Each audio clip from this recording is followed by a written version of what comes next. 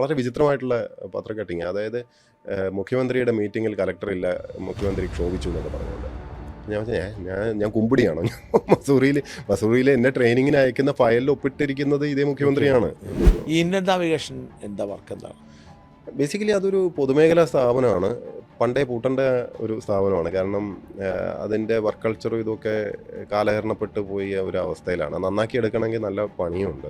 മുഖ്യമന്ത്രിയുടെയൊക്കെ സാന്നിധ്യത്തിൽ വെച്ച് ഒപ്പിട്ട ഒരു കരാറാണ് ഈ ആഴക്കടൽ മത്സ്യബന്ധന കരാർ എന്ന് പറയുന്നത്. ഇപ്പോൾ KSIDC MD ആയ രാജമാണിക്യമാണ് അത് സൈൻ ചെയ്യുന്നത്. നമ്മളോട് യാതൊരു ബന്ധവുമില്ല. ഞാനുമായിട്ടൊരു ബന്ധമില്ല. ഈ 2020 പിന്നീട് മുഖ്യമന്ത്രിയും ഓപ്പൺലി പറഞ്ഞു ഈ കമ്പനിയായിട്ട് ഒരു കരാറും സർക്കാർ വെച്ചിട്ടില്ല. അപ്പോൾ അത് ഞാൻ ഷോക്ക്ഡ് ആക്ച്വലി. ഇതെന്താ ഇവരിങ്ങനെ പറയുന്നത്? KSIDC MD സ്വന്തം നിലയ്ക്ക് കരാറ് വെച്ചിട്ടുണ്ട്, അത് അന്വേഷിക്കും, അങ്ങനെ എന്തൊക്കെയൊക്കെ പറയുന്നു. എന്നെ കൊണ്ട് ഇതിനകത്ത് പിടിച്ചിട്ട് എന്തെങ്കിലും ഒരു വിവാദം ഉണ്ടാക്കണം എന്ന് പക്ഷേ എനിക്ക് തോന്നുന്നു ഒരു പൊളിറ്റിക്കൽ നെറേറ്റീവ് സൃഷ്ടിക്കാൻ ഓൾറെഡി തീരുമാനിച്ചു എന്നാണ് ഞാൻ മനസ്സിലാക്കുന്നത്. അവർ തന്നെ ചെയ്തൊരു കാര്യം പബ്ലിക്കിൻ്റെ മുമ്പിൽ അവർക്ക് നിവർന്ന് നിന്ന് സമ്മതിക്കാൻ പറ്റില്ല എന്ന് പറഞ്ഞാൽ എങ്ങനെയാണ്? അല്ല, അവർ തന്നെയല്ലേ ചെയ്തത്. അല്ല, കാലിൽ തൊഴുത് പിടിച്ച് ഇങ്ങനെ വീണാൽ മതി, എല്ലാ പ്രശ്നങ്ങളും അതോടെ തീരും. അങ്ങനെ ഞാൻ പറഞ്ഞു, ഞാൻ അങ്ങനല്ല വളർന്നത്. നിയമവിരുദ്ധമായിട്ടുള്ള പലതും അവിടെ നടന്നു കഴിഞ്ഞു, ഫയലിൽ രേഖപ്പെടുത്തി കഴിഞ്ഞു. എന്തിനധികം പറയുന്നത്, എൻ്റെ ഓഫീസ് ബാക്ക് എൻഡിൽ നിന്ന് ഇദ്ദേഹം ആക്സസ് ചെയ്യുകയും ചെയ്തു. ഇന്ത്യയിൽ ഈ അഗ്രികൾച്ചറൽ എക്യുപ്മെൻറ്റ് മാർക്കറ്റ് ഏറ്റവും കൂടുതൽ ബൂം ചെയ്ത സമയത്താണ് നമ്മൾ ബാക്കിൽ പോയത്. അതിൻ്റെ കാരണം വേറെ ഒന്നുമല്ല, അഴിമതി മാത്രമാണ്. അതിൻ്റെ അവിടുത്തെ പലതും കണ്ടതാണ്. പക്ഷേ മാതൃഭൂമി ഫോർ എക്സാമ്പിൾ GST എത്രമാത്രം വെട്ടിക്കുന്നുണ്ടെന്ന് എനിക്കറിയാം. ഉദാഹരണത്തിന് ഇപ്പം ഈ ഫെസ്റ്റിവൽ നടത്തുന്നു, അതിൻ്റെ ബില്ലിംഗ് എങ്ങനെയാണെന്ന് അറിയാം, അന്വേഷിച്ചിട്ടുണ്ടോ? ശരിക്കും വളരെ രസകരമാണ്. ഞാനല്ല സർക്കാരിനെ സസ്പെൻഡ് ചെയ്തത്, സർക്കാർ എന്നെയാണ് സസ്പെൻഡ് ചെയ്തത്. ഇപ്പം ചുരുക്കി പറഞ്ഞാൽ അവരാണ് ഈ പ്രശ്നം പരിഹാരം ഉണ്ടാക്കുന്നത്. അവർക്ക് അവർ പെട്ടിരിക്കുന്നത് ഞാൻ എന്ത് ചെയ്യാനാണ്? മാതൃഭൂമിയുടെ അവർ കൊട്ടേഷൻ എടുത്ത പോലെയായിരുന്നു. അവർ 2 ദിവസമായിട്ട് പലരെ വെച്ച് മാറി മാറി വിളിച്ചുകൊണ്ടേയിരിക്കുകയാണ്. ആരാന്ന് പോലും നമുക്കറിയില്ല, ഇത് ആണാണോ പെണ്ണാണോ എന്ന് പോലും നമുക്കറിയില്ലല്ലോ. ഇവർ വിളിച്ചുകൊണ്ടിരിക്കുക കാണുന്ന, എന്നിട്ട് വളരെ അഹങ്കാരത്തോടെ ധാർഷ്ട്യത്തോടൊരു മെസ്സേജാണ് ഇടുന്നത്. എന്താണ്, നിങ്ങളെ ഉപദ്രവിക്കില്ല. ഇവരാരാ നമ്മൾ ഉപദ്രവിക്കുക?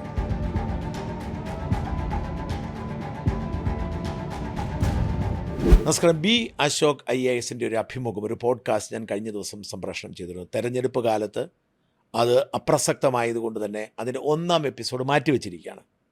അതുപോലെ തന്നെയാണ് ഇപ്പോൾ ശ്രീ N പ്രശാന്തുമായിട്ടുള്ള അഭിമുഖത്തിൻ്റെ 1ാം എപ്പിസോഡ് മാറ്റിവെച്ചിട്ട് 2ാം എപ്പിസോഡ് കൊടുക്കുന്നത്. ഇന്ന് N പ്രശാന്തുമായ അഭിമുഖത്തിൻ്റെ 2ാമത്തെ എപ്പിസോഡാണ് ആദ്യത്തെ എപ്പിസോഡായി കൊടുക്കുന്നത്.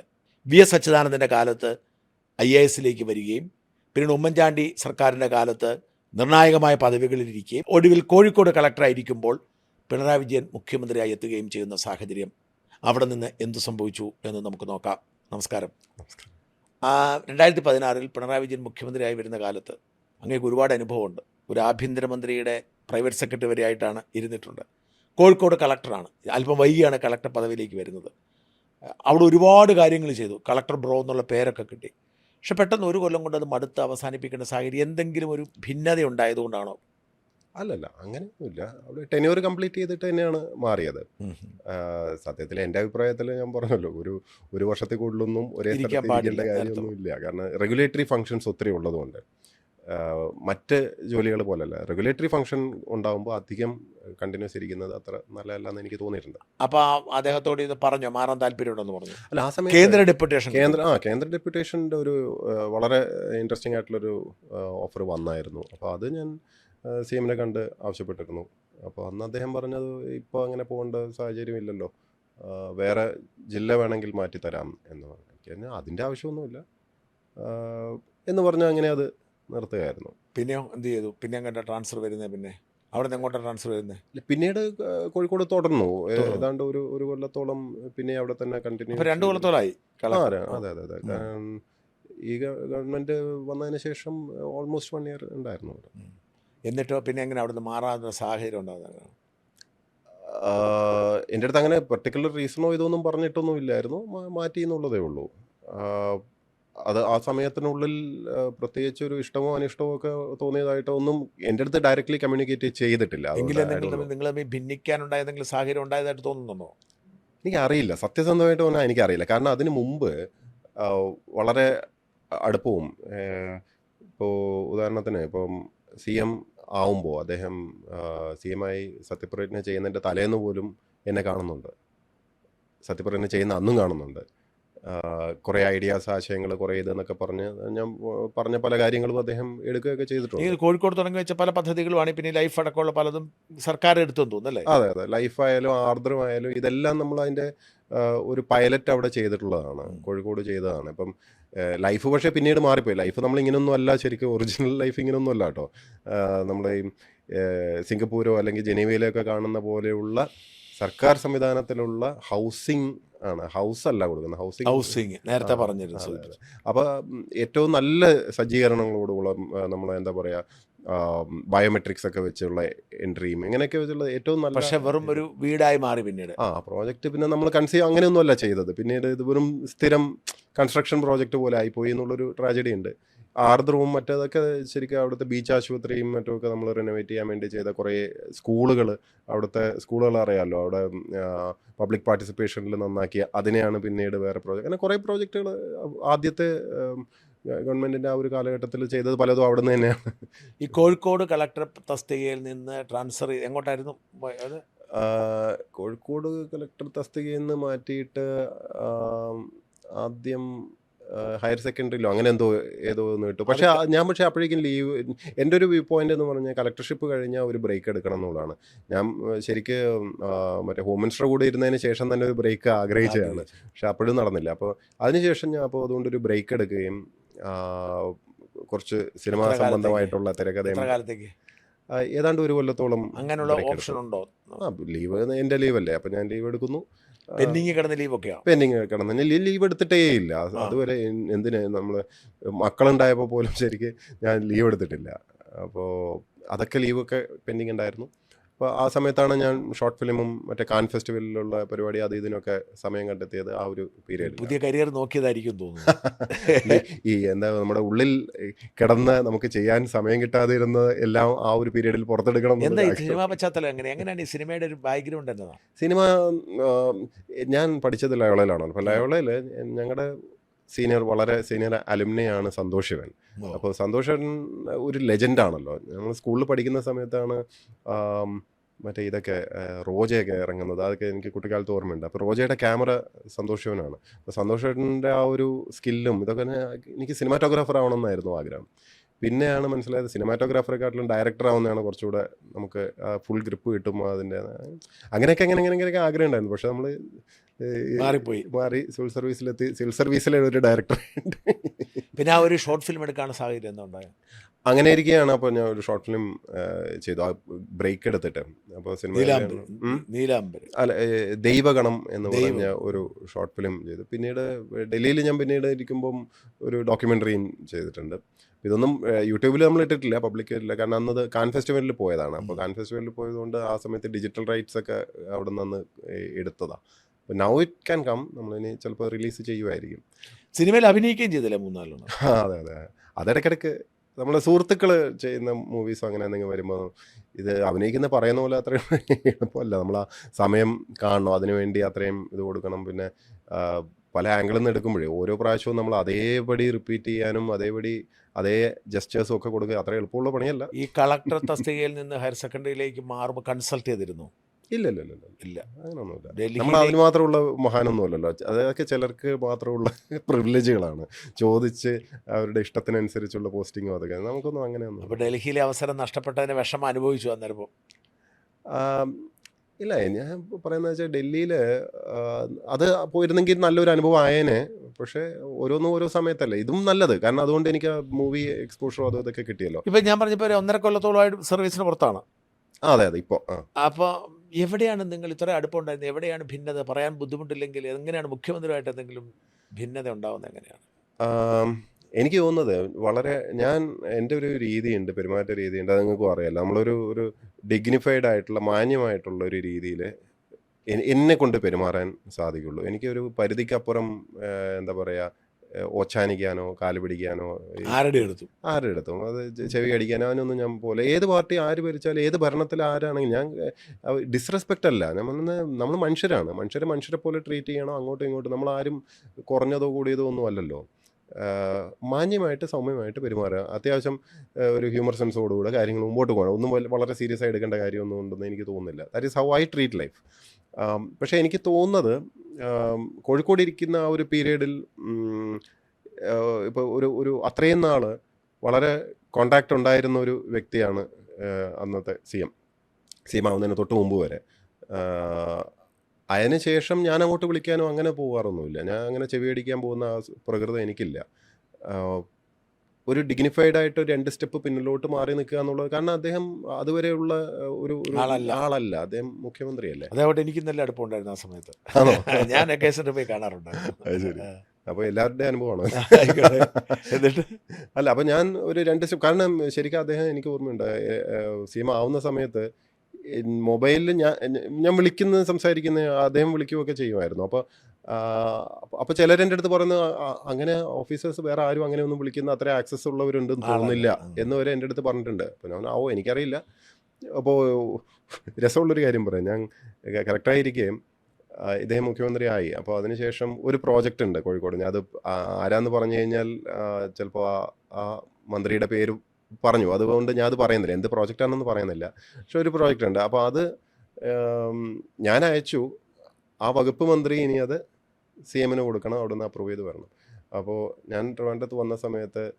ഈ മിനിസ്റ്റർ എൻ്റെ അടുത്ത് പറയണം പ്രശാന്ത് ഒന്ന് സി എമ്മിനെ കയറി കണ്ടിട്ട് ഒന്ന് പറയൂ ഒഴിവാക്കാൻ അല്ല അത് ചെയ്യാൻ വേണ്ടിയാണ് അത് ചെയ്യണമെന്ന് അവർക്ക് പറയാൻ വയ്യ അവർക്ക് ഭയം അവർക്ക് പേടിയാണ് അപ്പോൾ പ്രശാന്ത് ഒന്ന് കയറി കണ്ട് പറയുമോ എന്ന് എൻ്റെ അടുത്ത് പറഞ്ഞ അങ്ങനെ ഒരു സാഹചര്യമുണ്ട് ഞാൻ കയറി കാണും എനിക്ക് അതിൽ പ്രത്യേകിച്ച് വലിയതൊന്നും തോന്നാത്തതുകൊണ്ട് കയറി കണ്ട് അത് ക്ലിയർ ചെയ്ത് വാങ്ങുകയൊക്കെ ചെയ്തു അപ്പോൾ ദാറ്റ് വാസ് അവസ്ഥ ഞാൻ പറയാം പക്ഷേ എനിക്ക് പിന്നെ മനസ്സിലായെന്ന് വെച്ചാൽ 2 സ്റ്റെപ്പ് നമ്മൾ മാന്യമായിട്ട് പിന്നോട്ട് മാറി നിൽക്കുമ്പോൾ പിന്നെന്ന് വെച്ചാൽ നമ്മളെ വിളിച്ചാലേ ഞാൻ അങ്ങോട്ട് പോകേണ്ട കാര്യമുള്ളൂ അല്ലെങ്കിൽ നമ്മുടെ അടുത്ത് എന്തെങ്കിലും പറയാം അദ്ദേഹത്തിൻ്റെ തിരക്കും ഇതുമൊക്കെ കണ്ട് നമ്മൾ that is how you should treat ഒരു ഓഫീസ് ഹോൾഡറെ നമ്മൾ അങ്ങനെ വേണം ഒരു പദവി ഉണ്ടല്ലോ ആ പദവിയെ നമ്മൾ ബഹുമാനിച്ച് മാറി നിൽക്കണം എന്നുള്ളത് പക്ഷെ പിന്നീട് എനിക്ക് മനസ്സിലായതെന്ന് പറഞ്ഞാൽ പലരും പറഞ്ഞ് മനസ്സിലായെന്ന് വെച്ചാൽ നമ്മളെപ്പോഴും പോയി ഇങ്ങനെ ചുറ്റിക്കളിച്ചുകൊണ്ടിരിക്കുന്നതാണ് അദ്ദേഹത്തിന് ഈ സിസ്റ്റം അങ്ങനെയാണെന്നാണ് പറയുന്നത് അങ്ങനെ മാത്രമല്ല അത്ര ഒരുപാട് പേരുണ്ട്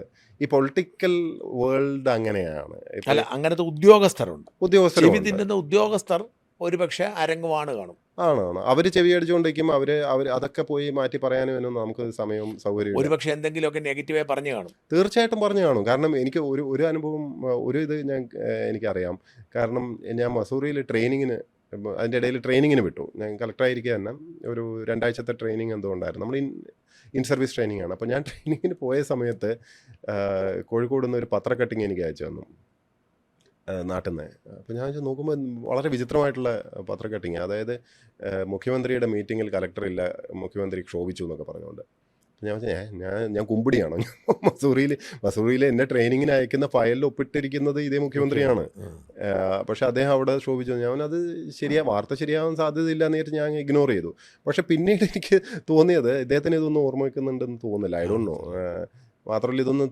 പറഞ്ഞു കൊടുക്കാനും ആളുണ്ടെന്ന് എനിക്ക് തോന്നുന്നില്ല മാത്രം നെഗറ്റീവായി പറയാൻ ആളുകൾ അത് കാണുമായിരിക്കും ഞാനിത് ഒരിക്കലേ അങ്ങയുടെ ഈ പ്രശ്നം ഊർജിച്ച് നിൽക്കുന്ന സമയത്ത് ഒരു മുതിർന്ന IAS ഓഫീസറുമായിട്ട് ഉത്തരവാദിത്തമുള്ളൊരു IAS ഓഫീസറുമായിട്ട് ഞാൻ സംസാരിക്കേണ്ട യാദൃച്ഛികമായി ഞാൻ ഈ കാര്യം ചോദിച്ചു അപ്പോൾ എന്നോട് പറഞ്ഞു ഈ അദ്ദേഹത്തിൻ്റെ മനസ്സിൽ കയറിയിരിക്കുന്ന രമേശ് ചെന്നിത്തലയുടെ ആളാണ് രമേശ് ചെന്നിത്തല അന്ന് വളരെ വലിയ ആക്രമണം നടത്തുന്ന സമയമാണ് പക്ഷെ അത് ശരിയാണെന്ന് എനിക്ക് തോന്നുന്നില്ല കേട്ടോ ഇനി ആരെങ്കിലും അങ്ങനെ കുത്തി കയറ്റിയോന്ന് എനിക്കറിയില്ല പക്ഷെ എനിക്ക് തോന്നുന്നില്ല അത് ശരിയാണെന്ന് കാരണം ഞാൻ മറ്റേ ഹോമിൽ വർക്ക് ചെയ്തത് മാത്രമല്ലല്ലോ എൻ്റെ വർക്ക് നമ്മുടെ 19 വർഷത്തെ എക്സ്പീരിയൻസ് അങ്ങനെ പറഞ്ഞാൽ ഞാൻ ആരുടെടുത്തൊക്കെ നിലപാടുകൾ എടുത്തിട്ടുണ്ട് ഓരോയിടത്തും സ്റ്റാൻഡ് എടുത്തിട്ടുണ്ട് അതിൽ പിണങ്ങിയവർ എല്ലാ പാർട്ടിക്കാരും ഉണ്ട് പിന്നെ ഇവിടെ നിന്ന് അങ്ങ് ഈ ഗ്യാപ്പിന് ശേഷം തിരിച്ചതിലേക്ക് ചുമതല ഏൽക്കുന്ന സർക്കാർ ഈ ഒരു കൊല്ലത്തെ അവധിക്ക് ശേഷം അതിനുശേഷം ഞാൻ സെൻട്രലാണ് ശരിക്കും പോകുന്നത് ടൂറിസം മിനിസ്റ്ററുടെ PS ആയിട്ട് സെൻട്രലിലേക്ക് പോകും അങ്ങോട്ട് പോയി ശരി KJ അൽഫോൺസ് അദ്ദേഹം അപ്പോൾ അത് പക്ഷെ ഞാൻ ഒരു 1 ഇയറിനുള്ളിൽ തിരിച്ച് വരികയാണ് ചെയ്തത്. ഒന്ന് പല കാരണങ്ങളുണ്ട്. ഒന്ന് ഏറ്റവും പ്രധാനമായിട്ടുള്ളതെന്ന് പറഞ്ഞാൽ അവിടുത്തെ പൊല്യൂഷൻ ഇഷ്യൂ കാരണം മോനന്ന് 5 വയസ്സ് ആയിട്ടില്ല. അപ്പോൾ അവന് വീസിങ്ങും പ്രശ്നങ്ങളും ഞാൻ പ്രയോറിറ്റി നമുക്ക് ഇങ്ങനെ ഭയങ്കര പവർ മോങ്കറിങ് ഒന്നും ഇല്ല. അപ്പോൾ MNREയിൽ ഞാൻ കണ്ടിന്യൂ ആയിരുന്നു. പക്ഷെ അത് വേണ്ട, തിരിച്ച് വരാം എന്നുള്ളൊരു ഡിസിഷൻ എടുത്തതാണ്. അപ്പോൾ അങ്ങനെ തിരിച്ചു വന്നു. CMൻ്റെ വകുപ്പ് തന്നെയായ ഇൻലാൻഡ് നാവിഗേഷനിലാണ്. അങ്ങനെയാണ് ഇന്ത്യൻ നാവിഗേഷൻ വരുന്നത്. അതെ. എനിക്ക് കൊച്ചിയിൽ നിന്നാൽ കൊള്ളാമെന്നുണ്ടായിരുന്നു. കാരണം ഫാമിലി അന്ന് കൊച്ചി തന്നെയാണ്. അപ്പോൾ കൊച്ചി തന്നെയുള്ള ഇൻലാൻഡ് നാവിഗേഷനിൽ CM അപ്പോയിൻ്റ് ചെയ്യുകയും ചെയ്തു. അപ്പോൾ എനിക്ക് തോന്നുന്നില്ല ആ സമയം വരെയും അങ്ങനെ വലിയൊരു മനസ്സിൽ വിരോധമോ ദേഷ്യമോ ആ പീരീഡ് വരെ ഉണ്ടെന്നോ എനിക്ക് തോന്നുന്നില്ല. I don't know. ഇന്ത്യൻ നാവിഗേഷൻ്റെ MD. അതെ. അതിനടുത്ത് അഡീഷണൽ ചുമതല ഉണ്ടായിരുന്നു വേറെ? ഇല്ല, അത് മാത്രമേ ഉണ്ടായിരുന്നു. അതെന്താ പിന്നെ കിഡ്കിൻ്റെ ചാർജ് കൂടെ പിന്നീട് വന്നായിരുന്നു. ഈ ഇന്ത്യൻ നാവിഗേഷൻ എന്താ വർക്ക് എന്താണ്? ബേസിക്കലി അതൊരു പൊതുമേഖലാ സ്ഥാപനമാണ്. പണ്ടേ പൂട്ടേണ്ട ഒരു സ്ഥാപനമാണ്. കാരണം അതിൻ്റെ വർക്ക് കൾച്ചറും ഇതൊക്കെ കാലഹരണപ്പെട്ട് പോയ ഒരു അവസ്ഥയിലാണ്. നന്നാക്കി എടുക്കണമെങ്കിൽ നല്ല പണിയുണ്ട്. ഒരു സ്വകാര്യ മേഖലയിൽ ചെയ്യേണ്ട കാര്യങ്ങളാണ്. അക്കാലത്ത് സ്വകാര്യ മേഖലയിൽ ഇത്തരം സംരംഭങ്ങളില്ലല്ലോ. എന്താ സംഭവം എന്താ? ബേസിക്കലി കപ്പലുണ്ടാക്കും, ഇത് ബോട്ടുകൾ നിർമ്മിക്കും, പിന്നെ സ്വന്തമായിട്ട് കുറച്ച് യാനങ്ങളുണ്ട്. അങ്ങനെയൊക്കെ നമുക്ക് അങ്ങനെ ഉണ്ടാക്കുന്ന ഒരു ആവശ്യമുണ്ട്. അത് കപ്പലൊക്കെ ഉണ്ടാക്കുന്ന വലിയ വലിയ സ്ഥാപനങ്ങളല്ലേ? ഇത് വളരെ വലിയ സ്ഥാപനമായിട്ട് പോകാൻ പറ്റുന്ന ഒരു കമ്പനിയാണ്. പക്ഷെ ഞാൻ പറയുന്നത് വെച്ചാൽ അതിൻ്റെ വർക്ക് കൾച്ചർ വളരെ മോശമായി പോയതുകൊണ്ട് അതിൻ്റെ ജീവനക്കാരല്ല പ്രശ്നം, ശരിക്കും മേലെയുള്ള മാനേജീരിയൽ ലെവലിലുള്ള ആൾക്കാർ ഇത് വെറുതെ ടൈം പാസിന് കൊണ്ടു നടക്കുന്ന ഒരു കമ്പനി പോലെ ആയിപ്പോയി. എത്ര ജീവനക്കാർ? ഒരു 100-100 പേരുണ്ടാവുമായിരിക്കും. അത്രേ ഉള്ളൂ. പക്ഷെ കോടിക്കണക്കിന് രൂപ എല്ലാ വർഷവും എന്തെങ്കിലും ഗ്രാൻഡോ എന്തെങ്കിലുമൊക്കെ വരും. അത് ഒരുപാട് പൊതുമേഖലാ സ്ഥാപനങ്ങളൊന്നും ഒരു വെള്ളാന എന്ന് പറയാം. പക്ഷെ അത് വളരെ നന്നായിട്ട് കൊണ്ടുപോകാൻ സാധിക്കും. നല്ല പ്രൈവറ്റ് കൊളാബറേഷനൊക്കെ വെച്ചിട്ട് വളരെ നല്ല രീതിയിൽ ചെയ്യാവുന്ന ഒരു സംഭവമാണ്. എന്നിട്ട് അതിൽ എന്തായാലും ജോലി അല്ല. അപ്പോൾ അവിടെ ഈ പറഞ്ഞ കൂട്ട് നഷ്ടത്തിൽ ഓടിക്കൊണ്ടിരുന്ന സാധനമാണ് അതും. അപ്പോൾ അത് നേരെയാക്കി കൊണ്ടുപോകാൻ ലാഭത്തിലോട്ട് കൊണ്ടുവന്നു. എങ്ങനെ ലാഭത്തിലേക്ക് കൊണ്ടുവന്നു? നമ്മൾ ഈ പുതിയ കൺസ്ട്രക്ഷൻ മെത്തേഡ്സ് പലതും എടുത്തു. കുറേ പ്രൈവറ്റ് പ്ലേയേഴ്സുമായിട്ട് പാർട്ട്ണർഷിപ്പ് ഉണ്ടാക്കി. പുതിയ ടെക്നോളജി ഒന്നും ഇതിനകത്തില്ല. അപ്പോൾ നമ്മൾ ഫൈബർ വെച്ചിട്ടുള്ള കൺസ്ട്രക്ഷൻ ഒന്നും അവിടെ ചെയ്യുന്നേ ഇല്ല. മെയിൻലി ബോട്ട്, കപ്പൽ എന്ന് പറഞ്ഞാൽ വലിയ കപ്പലല്ല, ചെറുത് ബോട്ടുകളും ഒരുവിധം മറ്റേ മിഡ് സൈസ് ഒക്കെ ചെയ്യും. പക്ഷെ വലിയ കപ്പലുകളല്ല. പക്ഷെ അതിൻ്റെ കൺസൾട്ടൻസി നമുക്ക് ചെയ്യാൻ പറ്റും. ഇപ്പം വലിയ ട്രോളർ അങ്ങനത്തെ വലിയ സാധനങ്ങൾ നമ്മൾ ചെയ്യും. പക്ഷെ അതിൻ്റെ ഡിസൈൻ ചെയ്തിട്ട് നമ്മൾ മേൽനോട്ടം വഹിച്ചിട്ട് ഏതെങ്കിലും യാർഡെന്ന് വേണമെങ്കിൽ യാർഡ് നമുക്ക് സ്വന്തമായിട്ട് വേണമെന്ന് നിർബന്ധമില്ല ശരിക്കും. നമുക്ക് പക്ഷെ ഉണ്ട്, കൊച്ചി യാർഡ് ഉണ്ടായിരുന്നു. എന്നിട്ടോ അപ്പോൾ അവിടെ തുടരുകയായിരുന്നു. അവിടെ ലാഭം ഉണ്ടാക്കി നമ്മൾ കുറച്ച് ലാഭത്തിലേക്ക് കൊണ്ടുവന്നു. ടൂറിസം ബന്ധപ്പെട്ടിട്ടുള്ള കുറേ പ്രോജക്റ്റുകൾ നമ്മൾ ഏറ്റെടുത്ത് ചെയ്തു. ഈ സമയത്താണ് അഡീഷണൽ ചാർജ് മറ്റേ ആ മെഷീൻ ഉണ്ടാക്കുന്നത്, കാർഷിക മെഷീൻ എന്താണ്? അല്ലല്ല, ക്യാംകോ. അതൊക്കെ പിന്നീടാണ്. അതൊക്കെ ഇപ്പോൾ ഈ അടുത്ത് കൃഷി വകുപ്പിൽ വന്നതിന് ശേഷമുള്ളതാണ്. ഇതന്ന് KSINC എന്നാണ്, Kerala inland navigation shipping and inland navigation corporation എന്ന് പറഞ്ഞിട്ടുള്ള ഒരു കമ്പനിയാണ്. എന്നിട്ട് അതാണല്ലോ ഈ ഇലക്ഷൻ സമയത്ത് വലിയ വിവാദമായി മാറുന്നത്. അതെന്താണ് വിവാദത്തിന്റെ പശ്ചാത്തലം? അത് നല്ല രസമുള്ളൊരു വിഷയമാണ്. കാരണം അസെന്റ് എന്ന് പറഞ്ഞ ഒരു വലിയ ഇൻവെസ്റ്റ്മെന്റ് മീറ്റ് ഉണ്ടായിരുന്നല്ലോ 2020-ലാണ്. ഇപ്പോൾ 2020-ൽ മുഖ്യമന്ത്രിയുടെ ഒക്കെ സാന്നിധ്യത്തിൽ വെച്ച് ഒപ്പിട്ട ഒരു കരാറാണ് ഈ ആഴക്കടൽ മത്സ്യബന്ധന കരാർ എന്ന് പറയുന്നത്. ഇപ്പോൾ KSIDC MD ആയ രാജമാണിക്യമാണ് അത് സൈൻ ചെയ്യുന്നത്. നമ്മളോട് യാതൊരു ബന്ധമില്ല. ഞാനുമായിട്ടൊരു ബന്ധമില്ല. ഈ 2020-ലാണിത്. അപ്പോൾ അന്ന് ഒപ്പിടുന്ന ആ സമയത്ത് ഞാൻ സെൻട്രലാണെന്ന് തോന്നുന്നു. ഞാൻ തിരിച്ചെത്തിയിട്ട് പോലും ഇല്ല. അപ്പോൾ ഇങ്ങനെ ഒരു വലിയ സംഭവമൊക്കെ അതിനകത്ത് ആ എഗ്രിമെൻറ്റിനകത്ത് പറയുന്നുണ്ട്, ആഴക്കടലിൽ മത്സ്യബന്ധനം ചെയ്യാൻ വേണ്ടുന്ന എല്ലാവിധ സഹായ സഹകരണങ്ങളും ഈ കമ്പനിക്ക് EMCC എന്ന് പറഞ്ഞ ഒരു കമ്പനിക്ക് ചെയ്തു കൊടുക്കും എന്നൊക്കെ പറഞ്ഞാണ് 2020-ൽ ഫെബ്രുവരിയിൽ രാജമാണിക്യം ഒപ്പിട്ട ഒരു എഗ്രിമെൻ്റാണ്. രാജമാണിക്യവും ഷിജു എന്ന് പറഞ്ഞ ഈ 2 പേരും കൂടാണ് ഒപ്പിട്ടിരിക്കുന്നത്.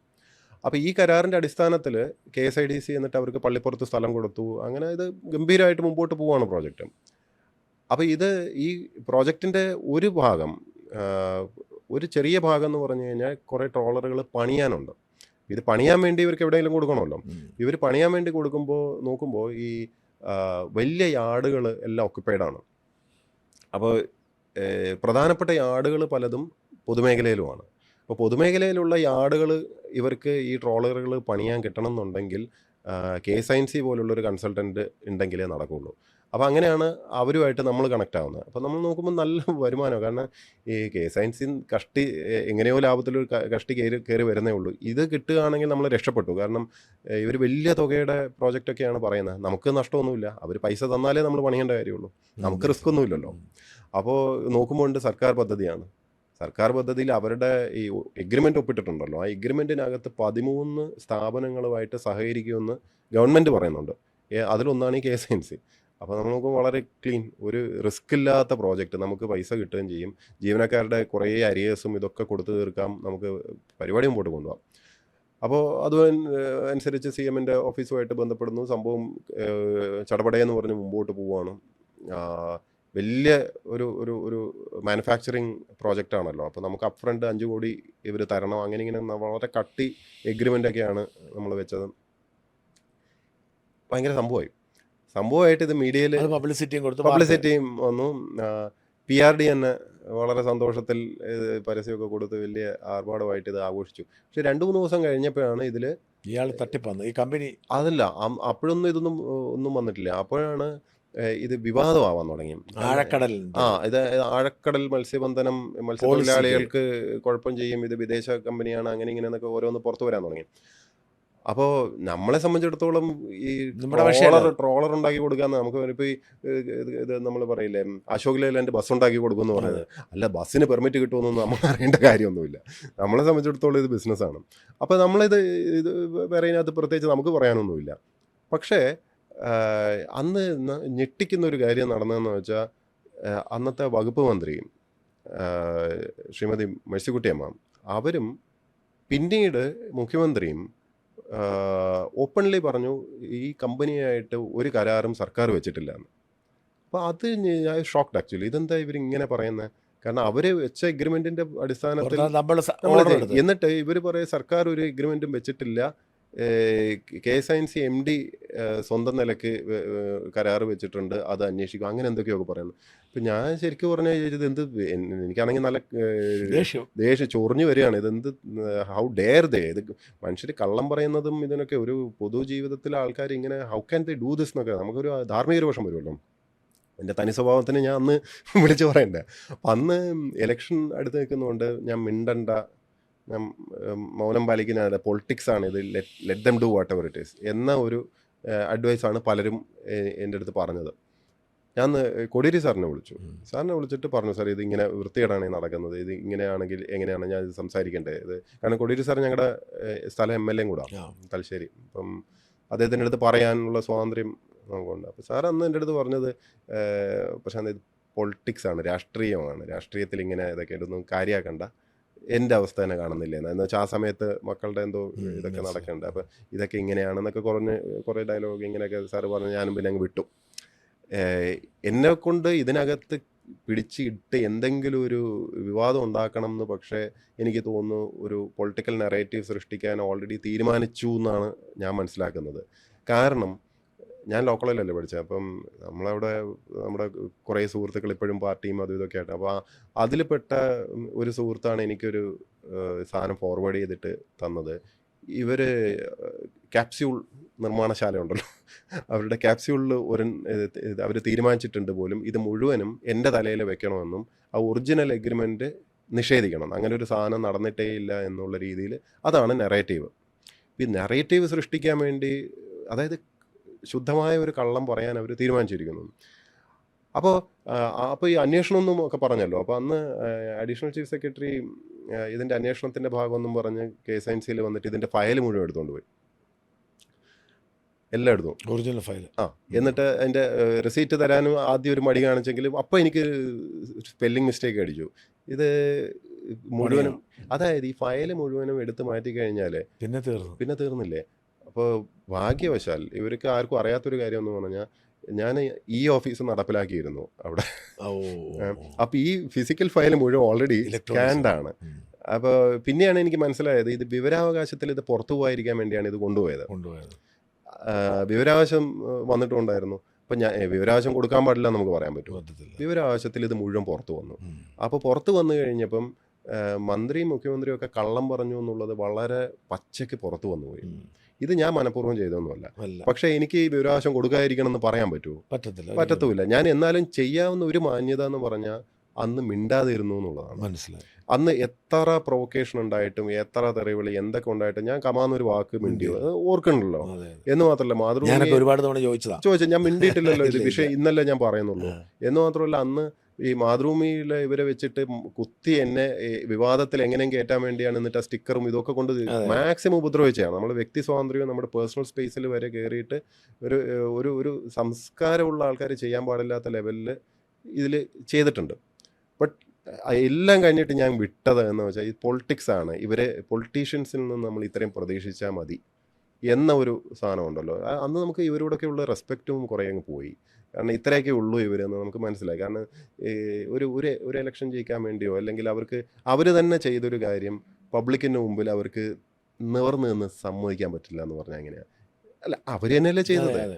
ഇപ്പം ഞാൻ നോക്കിയപ്പോൾ പിന്നീട് ഞാൻ മനസ്സിലാക്കിയത് ഇവർ മേഴ്സിക്കുട്ടിയമ്മ ന്യൂയോർക്കിൽ വരെ ഇവരുമായിട്ട് ചർച്ച നടത്തിയിരിക്കുന്നു. അതിനുശേഷം നമ്മുടെ ഫിഷറീസ് സെക്രട്ടറി അന്ന് ജ്യോതിലാൽ സാറാണ്, അദ്ദേഹമായിട്ട് ചർച്ച നടത്തിയതിൻ്റെ രേഖകൾ കണ്ടു. ഇതെല്ലാം ഉണ്ട്. പള്ളിപ്പുറത്ത് ലാൻഡ് കൊടുത്തു. ഇതെല്ലാം കഴിഞ്ഞിട്ട് ഒരു മടിയില്ലാതെ അതൊന്നും നടന്നിട്ടില്ല. ഞാനെന്തോ പോയി ഒരു സുപ്രഭാതത്തിൽ ഒപ്പിട്ട്, അതും ആഴക്കടലിൽ മത്സ്യബന്ധനം എനിക്കെന്ത് ചെയ്യാൻ പറ്റും? നമ്മൾ വെറും ഷിപ്പ് ഉണ്ടാക്കുന്ന, നമ്മൾ ഈ നേരത്തെ പറഞ്ഞ ലേലാൻഡ് ബസ് ഉണ്ടാക്കാനല്ലേ പറ്റൂ, നമുക്ക് പെർമിറ്റ് എടുത്ത് ഓടിക്കാൻ പറ്റുമോ? നമുക്ക് ഇതുമായിട്ട് എന്ത് ബന്ധം? ഒരു ബന്ധമില്ലാത്ത കാര്യങ്ങളാണ് നമ്മുടെ തലയിലിട്ടത്. അന്നെനിക്ക് പക്ഷേ ഈ പറഞ്ഞ തൊട്ട് റെസ്പെക്റ്റാണ് പോയത്. ഈ അന്വേഷണം പ്രഖ്യാപിച്ചായിരുന്നല്ലോ അന്ന്. അതെ അതെ അതെ. എന്നിട്ട് എന്ത് സംഭവിച്ചു? അതിലും രസമാണ്.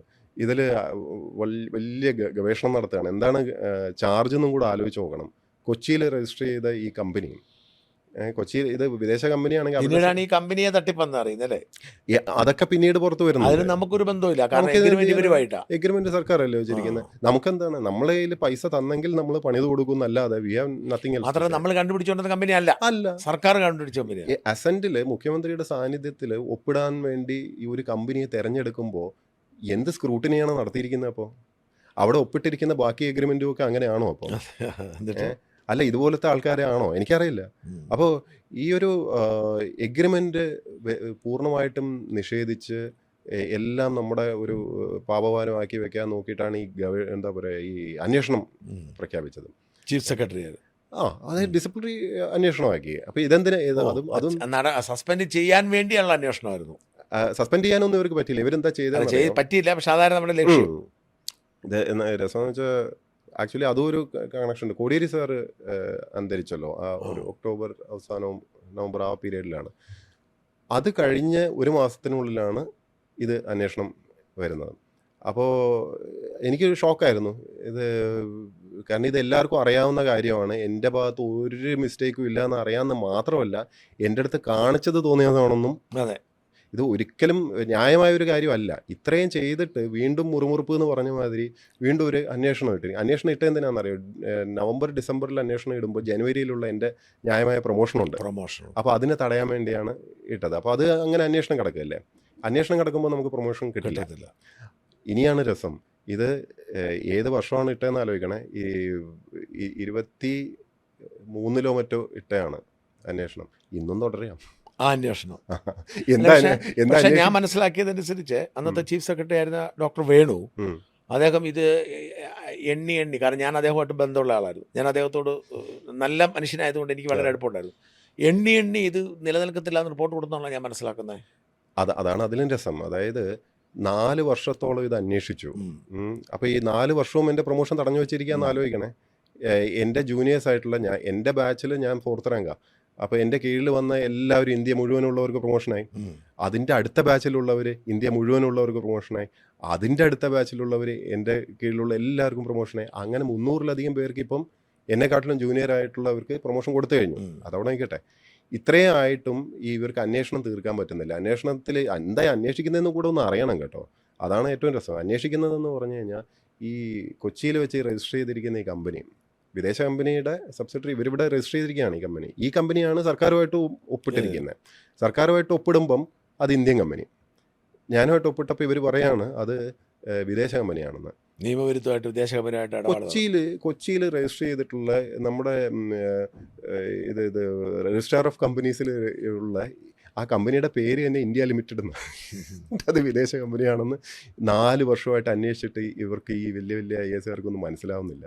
വാട്ട് എവർ ഇറ്റ് ഈസ്, എല്ലാം കഴിഞ്ഞ അവസാനം ഇപ്പോൾ താങ്കൾ പറഞ്ഞ പോലെ വേണു സാർ ചീഫ് സെക്രട്ടറി ആയിരിക്കുന്ന സമയത്ത് 2 തവണ ഫയലിൽ വളരെ വ്യക്തമായിട്ട് എഴുതി വിട്ടതാണ്. അതായത് ഇത് ഫുൾ നോൺസെൻസ് ആണ്, ഒരു ചാർജ് പോലും നിലനിൽക്കുന്നതല്ല എന്ന് വളരെ വ്യക്തമായിട്ട് സംസ്ഥാനത്തിൻ്റെ ചീഫ് സെക്രട്ടറി എഴുതിയ ഫയലാണ്. എന്തിനും ക്ലോസ് ചെയ്തില്ല. ആ ഫയൽ മുഖ്യമന്ത്രിയുടെ കയ്യിലിരിക്കുകയാണ്. ഒന്ന് ആലോചിക്കൂ, എത്ര വർഷമായി ഇത് കയ്യിലിരിക്കുന്നു എന്ന് ആലോചിച്ച് നോക്കൂ. വേണു സാർ റിട്ടയർ ചെയ്തിട്ട് ഇപ്പോൾ എത്ര നാളായി? അപ്പോൾ ഓരോ ഫയലും ഓരോ ജീവനാണ്, ഓരോ ഫയലും ഓരോ ജീവനെടുക്കാനുള്ളൊരു അവസരമായിട്ട് ഉപയോഗിക്കുക എന്ന് പറഞ്ഞാൽ ഇതുവരെ ആ പ്രൊമോഷൻ ഹോൾഡ് ചെയ്തിരിക്കുകയാണ്. പക്ഷേ ഈ പറഞ്ഞ തൊട്ട് ഇതിന് എൻ്റെ അടുത്ത് പലരും ഇപ്പോൾ ഉപദേശിച്ചത് എന്താണെന്നറിയാം, ഒന്ന് പോയി കണ്ടിട്ട് ഒന്ന് തൊഴുതാൽ പ്രശ്നം തീരും, അതൊരു അങ്ങനത്തെ ഒരു കാര്യം മാത്രമാണ്, അല്ലെങ്കിൽ വലിയ വാത്സല്യമാണ്, ഇങ്ങനെയൊക്കെ പലരും എൻ്റെ അടുത്ത് പറഞ്ഞിട്ടുണ്ട്. പോയി കാണണം, പോയി കണ്ട്. ഇപ്പോൾ ഒരു സീനിയർ IPS ഓഫീസർ പറഞ്ഞിട്ടുണ്ട്, അദ്ദേഹം വളരെ ഓപ്പണായിട്ട് സത്യസന്ധമായിട്ട് പറഞ്ഞതാണ്, വെൽ മീനിങ് അർത്ഥത്തിൽ പറഞ്ഞതാണ്, പോയിട്ട് കാലിൽ വീഴണമെന്ന്. അങ്ങനെ വീണിട്ടുണ്ടെന്നും അദ്ദേഹം പറഞ്ഞു. എനിക്കറിയാം, ഞാൻ കാലിൽ വീണിപ്പോ ഒരു ചെറിയ ഒരുപാട് ഇടവേളയ്ക്ക് ശേഷം ഒന്നും പറയുന്നില്ല. അല്ല, കാലിൽ തൊഴുത് പിടിച്ച് ഇങ്ങനെ വീണാൽ മതി, എല്ലാ പ്രശ്നങ്ങളും അതോടെ തീരും. അങ്ങനെ ഞാൻ പറഞ്ഞു, ഞാൻ അങ്ങനല്ല വളർന്നത്, എനിക്ക് അത് ശീലമില്ല. ഞാൻ ഇന്നേ വരെ ഇത്തരം കാര്യങ്ങൾക്ക് വേണ്ടി ആരെയും കാണുക, എൻ്റെ ഒരു ആവശ്യവും ഞാൻ പറയാറുമില്ല. അത് അറിഞ്ഞ് ചെയ്യുന്നുണ്ടെങ്കിൽ ഓക്കെ എന്നല്ലാതെ ഈ പ്രൊമോഷന് വേണ്ടിയോ ഇതിനു വേണ്ടിയോ ഒന്നും ഞാൻ പോയി കയ്യും കാലം ഒന്നും പിടിക്കാനൊന്നും പോകുന്നില്ല. അത് കുറഞ്ഞിട്ടുള്ളതൊക്കെ മതി, അതിന് ശേഷമുള്ളത് മതി. അപ്പം ഇത് ഈ പറഞ്ഞു കൂട്ടെ, ഞാൻ പറഞ്ഞ ഒരു ചീഫ് സെക്രട്ടറി ഫൈൻഡിങ് നടത്തി കഴിഞ്ഞ് ക്ലോസ് ചെയ്യേണ്ട ഫയൽ ക്ലോസ് ചെയ്യാൻ പറ്റാതെ ഇരിക്കുന്നുണ്ടെങ്കിൽ I think there is a problem. അല്ല, അത് കഴിഞ്ഞ ആ അന്വേഷണത്തിന് അപ്പോൾ ആ തസ്തികത്തിൽ എത്ര കാലം തുടർന്നു പിന്നീട് ഈ അന്വേഷണം നടക്കുമ്പോഴും?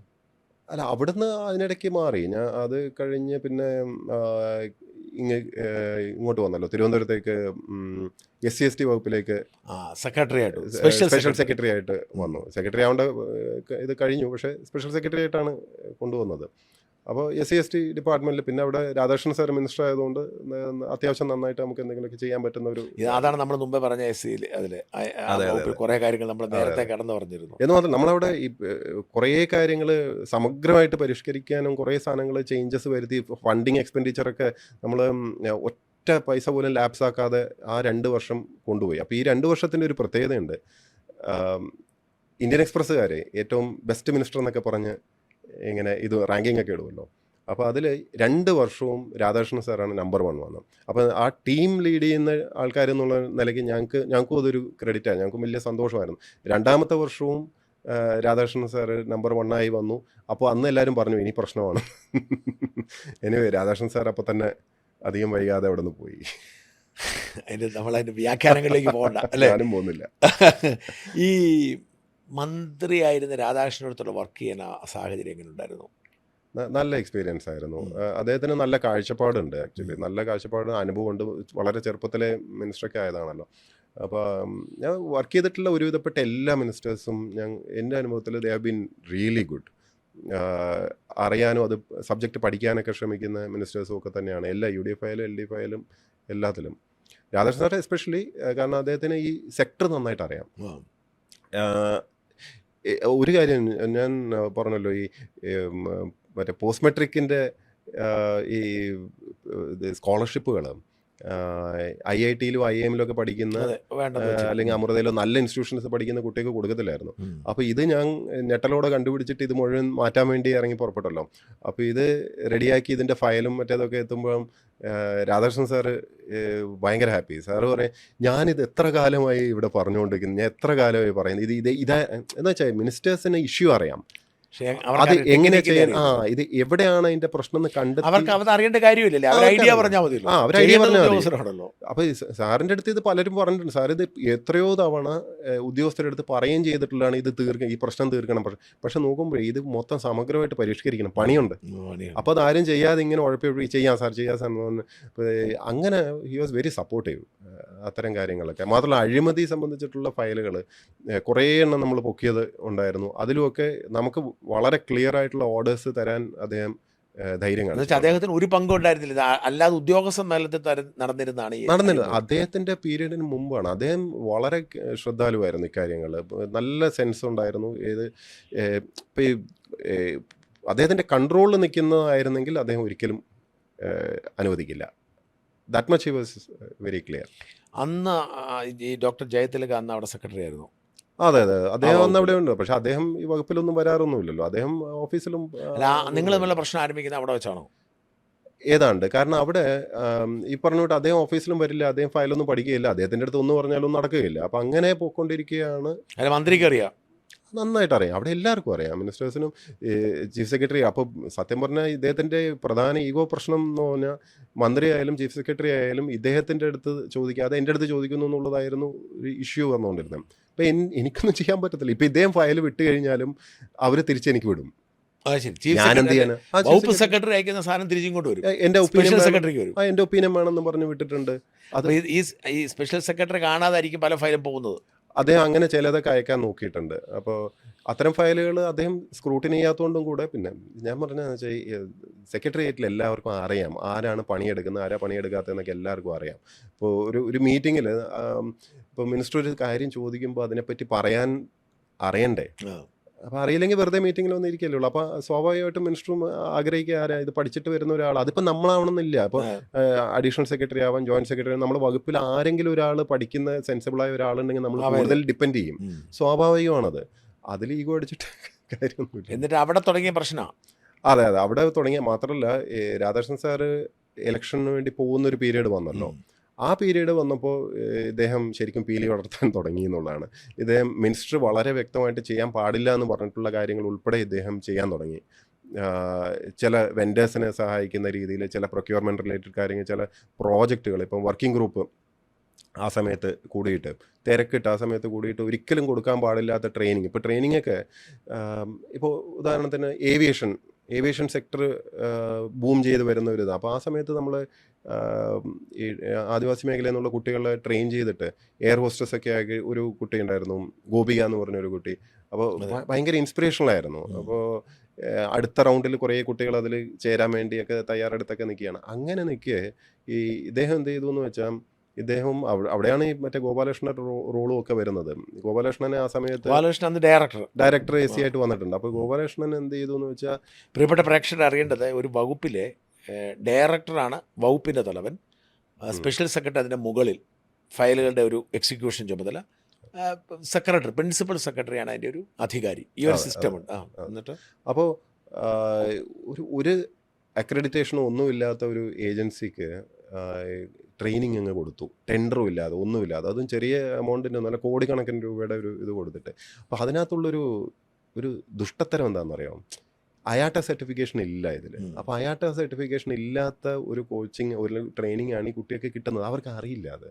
അപ്പോൾ അവർ വലിയ പ്രതീക്ഷയിലായിരിക്കും വന്ന്, ഗവൺമെന്റിന്റെ സ്കീമാണല്ലോ ഇത്. അപ്പോൾ എല്ലാം നോക്കുന്നു എന്നല്ലേ അവർ ധരിക്കുന്നത്. അപ്പോൾ അവരിവിടെ വന്ന് ഇതിന് പഠിക്കുകയും ചെയ്യും.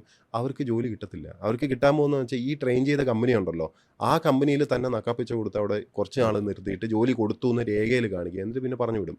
ഇതൊരു വലിയ ഫ്രോഡാണ്. ഇത് സ്ഥിരമായിട്ട് ഈ SC/ST മേഖലയിലുള്ള ട്രെയിനിങ് എന്ന് പറഞ്ഞ് നടക്കുന്ന ഉടായ്പിൻ്റെ ഒരു വകഭേദം. അപ്പോൾ ഇത് ടെൻഡർ പോലും ഇല്ലാതെ, ഒന്നുമില്ലാതെ ചുമ്മാ അങ്ങെടുത്ത് ഇത് മിനിസ്റ്റർ അറിയാതെ, എന്നെ ഫയൽ കാണിക്കാതെ ചെയ്ത ഒരു ഉദാഹരണം പറയാം. ഇതുപോലത്തെ കുറേ എണ്ണം. അപ്പോൾ വർക്കിംഗ് ഗ്രൂപ്പിൽ ഗവൺമെൻറ് ഫയൽ നമ്മൾ എഴുതുമ്പം ശരിക്കും വളരെ ഗൗരവത്തിൽ കള്ളം എഴുതാനൊക്കെ പേടിക്കും. സാധാരണ അങ്ങനെയാണ്. പക്ഷേ ഇദ്ദേഹം ഡോക്ടർ ജയതിലക്ക് പച്ചക്കള്ളമൊക്കെ എഴുതി വെച്ചിട്ടുണ്ട്. ഞാനത് എൻ്റെ മിനിസ്റ്റർ വീണ്ടും തിരിച്ച് ഫയൽ എനിക്ക് വിട്ടപ്പോൾ ഞാനത് നോട്ട് ചെയ്തിട്ട് കൊടുക്കേണ്ടി വന്നു. ഞാൻ നോട്ട് ചെയ്തപ്പോൾ നേരിട്ട് മിനിസ്റ്റർക്കല്ല കൊടുത്തത്, ഞാൻ ഇദ്ദേഹത്തിന് തന്നെ കൊടുത്തു. പ്രോപ്പർ ചാനൽ തന്നെ പറഞ്ഞു, സാർ ഈ പറഞ്ഞ ഇതൊക്കെ തെറ്റാണ്, ഇന്ന സാധനങ്ങൾ ഇത് അക്രഡിറ്റഡ് എന്ന് പറഞ്ഞ ഒരെണ്ണം ഉണ്ടായിരുന്നു, അത് അക്രഡിറ്റഡ് ഏജൻസിയേ അല്ല, അവർക്കിത് ചെയ്യാനുള്ള അനുവാദമേ ഇല്ല. അങ്ങനെ ഒരു 4-5 ഐറ്റംസ് ഉള്ളതിൽ ഞാൻ തിരിച്ചു കൊടുക്കേണ്ടി വന്നു. അത് ഫയൽ അദ്ദേഹം വിട്ടോ മിനിസ്റ്റർക്ക്? വിടാതിരിക്കാൻ പറ്റില്ല. പക്ഷെ അദ്ദേഹം എന്ത് ചെയ്തു എന്ന് വെച്ചാൽ, ഇതിൽ ഈ കാശൊക്കെ മേടിക്കുന്നത് ഈ ഡയറക്ടറേറ്റിലുള്ള ലെവലിലുള്ള ഓഫീസർ, അതിൽപ്പെട്ട ഉദ്യോഗസ്ഥരെ നേരിട്ട് ഇദ്ദേഹം ഓഫീസിൽ വിളിച്ചു വരുത്തിയിട്ട് അവരെ കൊണ്ടൊരു കൗണ്ടർ എന്തൊക്കെയോ എഴുതി ഇദ്ദേഹത്തിൻ്റെ നോട്ടായിട്ട് അത് കൊടുത്തു. പക്ഷേ ഷോക്കിങ്, കാരണം എഴുതി കൊടുത്തത് വീണ്ടും കള്ളമാണ്. മിനിസ്റ്റർക്ക് വീണ്ടും കള്ളം കൊടുത്തു. Came back to me again. ഞാൻ അവസാനം ഞാൻ എന്ത് ചെയ്യും അവസാനം മിനിസ്റ്റർ അതെല്ലാം വെട്ടിയിട്ട് ആകെ ഞാൻ പറഞ്ഞത് മാത്രം അപ്രൂവ് ചെയ്തുകൊണ്ട് ഓർഡർ താഴോട്ട് കൊടുക്കുകയും ചെയ്തു. ഇത് ഇലക്ഷൻ പീരീഡ് ആണെന്ന് നോക്കണം. ഇത് ഭയങ്കര പ്രശ്നമാവുന്നത് ഒരു സീനിലേക്ക് പോയിക്കൊണ്ടിരിക്കുന്നത്. എനിക്ക് ഇങ്ങനെ വർക്ക് ചെയ്യാൻ പറ്റില്ലല്ലോ. ഞാൻ അങ്ങനെയാണ് വേണു സാറിൻ്റെ അടുത്ത് പോയി ചീഫ് സെക്രട്ടറി അടുത്ത് പോയി പറഞ്ഞു, സാർ ഇങ്ങനെ പറ്റത്തില്ല, ഇദ്ദേഹത്തിൻ്റെ ഒപ്പം നടക്കുമെന്ന് തോന്നുന്നില്ല, മാറ്റുക എന്നുള്ളതാണ്. പിന്നെ വേണു സാറും ഇദ്ദേഹവും തമ്മിൽ വലിയ ഇഷ്യൂ ആണ്. ഈ വഴക്കൊന്നും അപ്പം വെളി വന്നില്ലല്ലേ? ഇല്ല, ഇതൊന്നും പുറത്തൊന്നും ആർക്കും അറിയില്ല. പിന്നെ മാതൃഭൂമി വാർത്തയ്ക്ക് ശേഷമാണ്. അതെ. അപ്പൊ അത് കഴിഞ്ഞ് എന്ത് ചെയ്തു? വേണു സാർ ഇതുമായിട്ടും ചേരത്തില്ല. വേണു സാറിന് ഇദ്ദേഹത്തിന് ഭയങ്കര ദേഷ്യമാണ്. അപ്പൊ വേണു സാർ എനിക്ക് ഫയൽ വിടുന്നതോ അല്ലെങ്കിൽ വേണു സാർ മീറ്റിങ്ങിൽ ഞാൻ പോയി അവിടെ അറ്റൻഡ് ചെയ്യുന്ന അതൊക്കെ ഇദ്ദേഹത്തിന് ഈഗോ ഇഷ്യൂസ് ആണ്. നമ്മൾ പറഞ്ഞു എന്നിട്ടോ അപ്പൊ പിന്നെ അങ്ങോട്ട് കൃഷി, അപ്പൊ അത് ഞാൻ കൃഷിയിലേക്ക് പോയി. ഇപ്പോഴൊന്നും സി എമ്മിന്റെ ഇടപെടലൊന്നും ഉണ്ടാവുന്നില്ല ഈ സമയത്തൊന്നും? ഒന്നുമില്ല.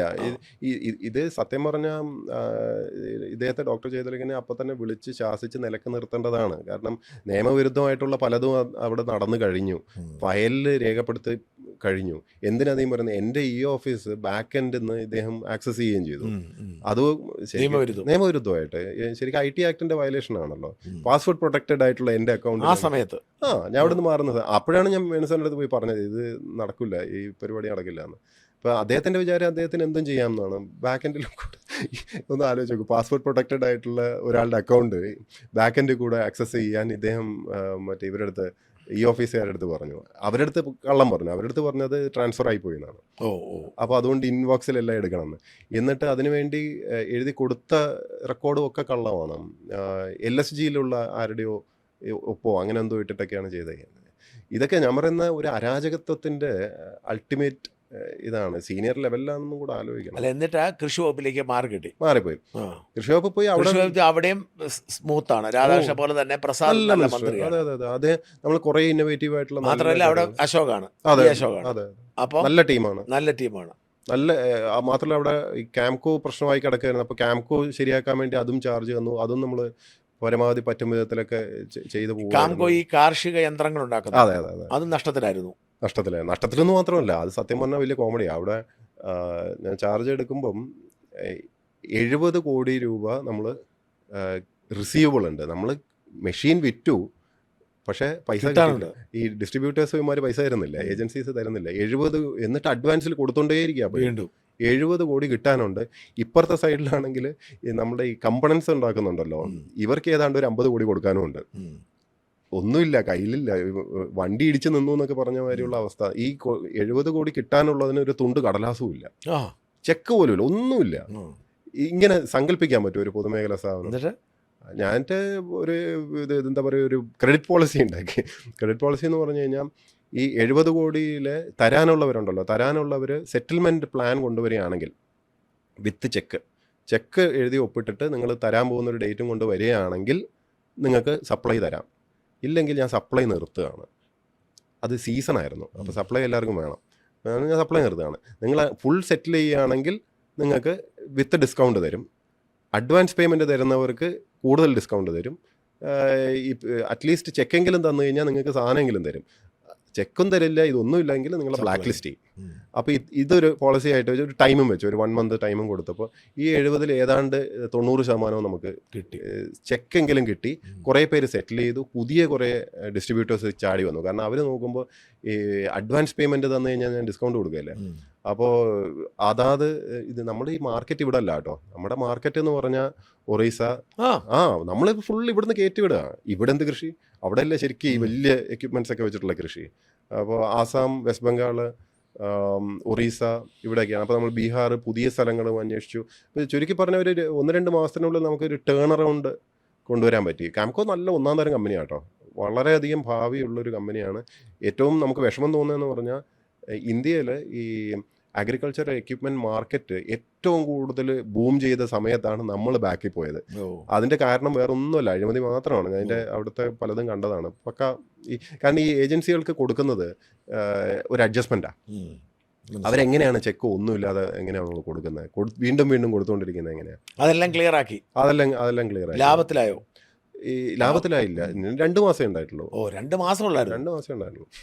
പക്ഷെ 2 മാസം കൊണ്ട് ഈ 70 കോടിയുടെ സീൻ നമ്മളവിടുത്തെ ജീവനക്കാർ ഒന്നാം തരം ജീവനക്കാരാണ്. അവിടെ അക്രോസ് പൊളിറ്റിക്കൽ അതൊന്നുമില്ല. എല്ലാ യൂണിയൻസും ഒരേ സ്വരത്തിൽ നമ്മളിത് നന്നാക്കണം, ഇതെങ്ങനെയെങ്കിലും തിരിച്ച് റെഡിയാക്കണം എന്നുള്ളത് ആഗ്രഹിക്കുന്ന കൂട്ടരൊക്കെയായിരുന്നു. അങ്ങനെ നന്നായി പ്രവർത്തിക്കുന്ന സമയത്താണ് മാതൃഭൂമി വാർത്ത. അതുവരെ വലിയ കുഴപ്പമില്ലാതെ പോവുക, ഒരു പ്രശ്നവുമില്ല. ഇൻഫാക്ട് നമ്മൾ ഈ അഗ്രികൾച്ചറിൽ മറ്റേ നവോത്ഥാൻ പ്രോജക്റ്റ് ഒക്കെ തുടങ്ങി തരിച്ച് കിടക്കുന്ന 1 ലക്ഷം ഹെക്ടർ തരിച്ച് കിടക്കുന്നത് ഐഡന്റിഫൈ ചെയ്തിട്ട് നമ്മൾ ഇപ്പോൾ ഈ കർഷകന് പൈസ കിട്ടണം.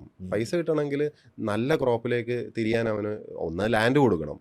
ഈ കൃഷി ചെയ്യാൻ ആഗ്രഹിക്കുന്നവന് ലാൻഡില്ല, ലാൻഡുള്ളവന് കൃഷി ചെയ്യാൻ താല്പര്യമില്ല. അപ്പോൾ ഇതൊക്കെ കണക്ട് ചെയ്തുകൊണ്ടുള്ളതാണ് ഈ നവോത്ഥാൻ എന്ന് പറഞ്ഞ ഈ യങ്സ്റ്റേഴ്സിന് വരാനുള്ളത്. അപ്പോൾ അതിലൊരു 4000 ഏക്കർ ഇപ്പോൾ നമ്മൾ എടുക്കുകയും 200ഓളം യങ് ഇത് കർഷകർ ഇപ്പോൾ അതിൽ കൃഷി ചെയ്യുന്ന പ്രോജക്റ്റ് ഇപ്പോൾ ഓണാണ്. ഒരു ട്രാൻസ്ഫോർമേഷൻ ഞാൻ പ്രതീക്ഷിക്കുന്ന ഒരു സെക്ടറാണ്. കാരണം പൈസ കിട്ടുന്ന വിളയിലേക്ക് കർഷകന് പോകാൻ പറ്റണം. മാത്രമല്ല ക്രോപ്സ് ഈ എക്സോട്ടിക് ഇതിലോട്ടൊക്കെ തിരിഞ്ഞു കഴിഞ്ഞാലേ പൈസ ഉണ്ടാവുള്ളൂ. ഞാനൊരു കൃഷിക്കാരൻ കൂടിയാണ്. എനിക്ക് എല്ലാ ദിവസം ഞാൻ തിരക്കില്ലാത്ത ദിവസം വൈകുന്നേരം ഞങ്ങൾക്കൊക്കെ പറയാൻ പറ്റുന്നത് ഞങ്ങളെ ഉപദ്രവിക്കാതിരുന്നാൽ മാത്രം മതി, ഞങ്ങൾക്ക് സഹായം പോലും വേണ്ട, ഒന്നും ചെയ്യണ്ട, ഒന്ന് കൃഷി ചെയ്യാൻ വിട്ടാൽ മതി, ഉപദ്രവിക്കാതിരുന്ന. എനിവേ, അപ്പൊ എന്നിട്ട് ഈ ഒരു പരസ്യ യുദ്ധം ആരംഭിക്കുന്നത് അത് കൃഷി വകുപ്പിൽ മര്യാദയ്ക്ക് പണി നടന്നുകൊണ്ടിരിക്കുകയാണ്. ഈ എനിക്ക് അഡീഷണൽ ചാർജ് വന്നു. SC/ST വകുപ്പിൻ്റെ ചാർജ് അന്നത്തെ എനിക്കൊന്ന് പുനീത് കുമാർ വാരുവാണ്, അദ്ദേഹം എവിടെയോ പോകുന്നു. അപ്പോൾ എനിക്ക് അഡീഷണൽ ചാർജ് ഞാൻ പോകുന്നതാ, ഞാൻ കൃഷി വകുപ്പിലാണ്. പക്ഷേ SC/STയുടെ അഡീഷണൽ ചാർജ് എനിക്ക് തന്നുകൊണ്ട് ഒരു ഓർഡർ വന്നു. വേണു സാറാണ്. അപ്പോൾ എനിക്ക് അറിയുന്ന ഡിപ്പാർട്ട്മെൻ്റ് ആണല്ലോ, അപ്പോൾ എനിക്ക് അഡീഷണൽ ചാർജായിട്ട് വീണ്ടും വന്നു. വേണു സാറാണോ അത് ശാരദ മേഡമാണെന്ന് തോന്നുന്നു. അപ്പോഴേക്കും അല്ല, മാറിയെന്ന് തോന്നുന്നു. അല്ല, അത് കഴിഞ്ഞ സസ്പെൻഷനൊക്കെ വേണു സാറിന്റെ കാലത്ത് തന്നെ. അല്ലല്ല, സസ്പെൻഷനൊക്കെ ശാരദ മേഡത്തിന്റെ സമയം ആണോ? അതെ. എന്നിട്ടോ അപ്പോൾ അഡീഷണൽ ചാർജ് വന്നതോടെ അവിടെ വലിയ പ്രശ്നമായി. ഞാൻ അറിഞ്ഞു വെച്ചാൽ ഡിപ്പാർട്ട്മെൻറ്റിലെ പല ഫയലുകളിലും ഞാൻ പോയ ഗ്യാപ്പിൽ, ഞാൻ പോയതിൻ്റെ കൃത്യം അടുത്ത ദിവസം തൊട്ട് മാറ്റിവെച്ച പല ഫയലുകളിലും ഉത്തരവുകൾ ഇറങ്ങിയിട്ടുണ്ട്. ഞാൻ പോയതിൻ്റെ കൃത്യം അടുത്ത ദിവസം, അത് അതിൻ്റെ ഡേറ്റ് കണ്ട് ഞാൻ അത്ഭുതപ്പെട്ടിട്ടുണ്ട്, എന്ത് ശുഷ്കാന്തിയാണെന്ന്. അതും കൃത്യം 3 ദിവസത്തിനൊക്കെ ഉള്ള ജിയോ ഒക്കെ ഇറക്കാനേ 3 ദിവസത്തിനുള്ളൊക്കെ ജിയോ ഇറക്കിയിട്ടൊക്കെ ഉണ്ട്. ഞാൻ പോയതിൻ്റെ അടുത്ത ദിവസം തൊട്ട്, കാരണം ആ ഫയൽ പിന്നെ ഞാൻ കാണുന്നില്ല, ഞാൻ അഭിപ്രായം പറയുന്നില്ല, എന്നെ ഒഴിവാക്കി കഴിഞ്ഞപ്പോഴേ. അപ്പോൾ ഞാൻ തിരിച്ചവിടെ വന്നു കഴിഞ്ഞാൽ ആ ഫയൽ വല്ലതും ഞാൻ പൊക്കുവോ, അല്ലെങ്കിൽ എനിക്ക് അവിടുത്തെ അഴിമതികളും സാധനം മുഴുവനും അറിയാം. ഇപ്പോഴാണെങ്കിൽ അവിടെ ഡോക്ടർ ജയതിലകും ഇല്ല.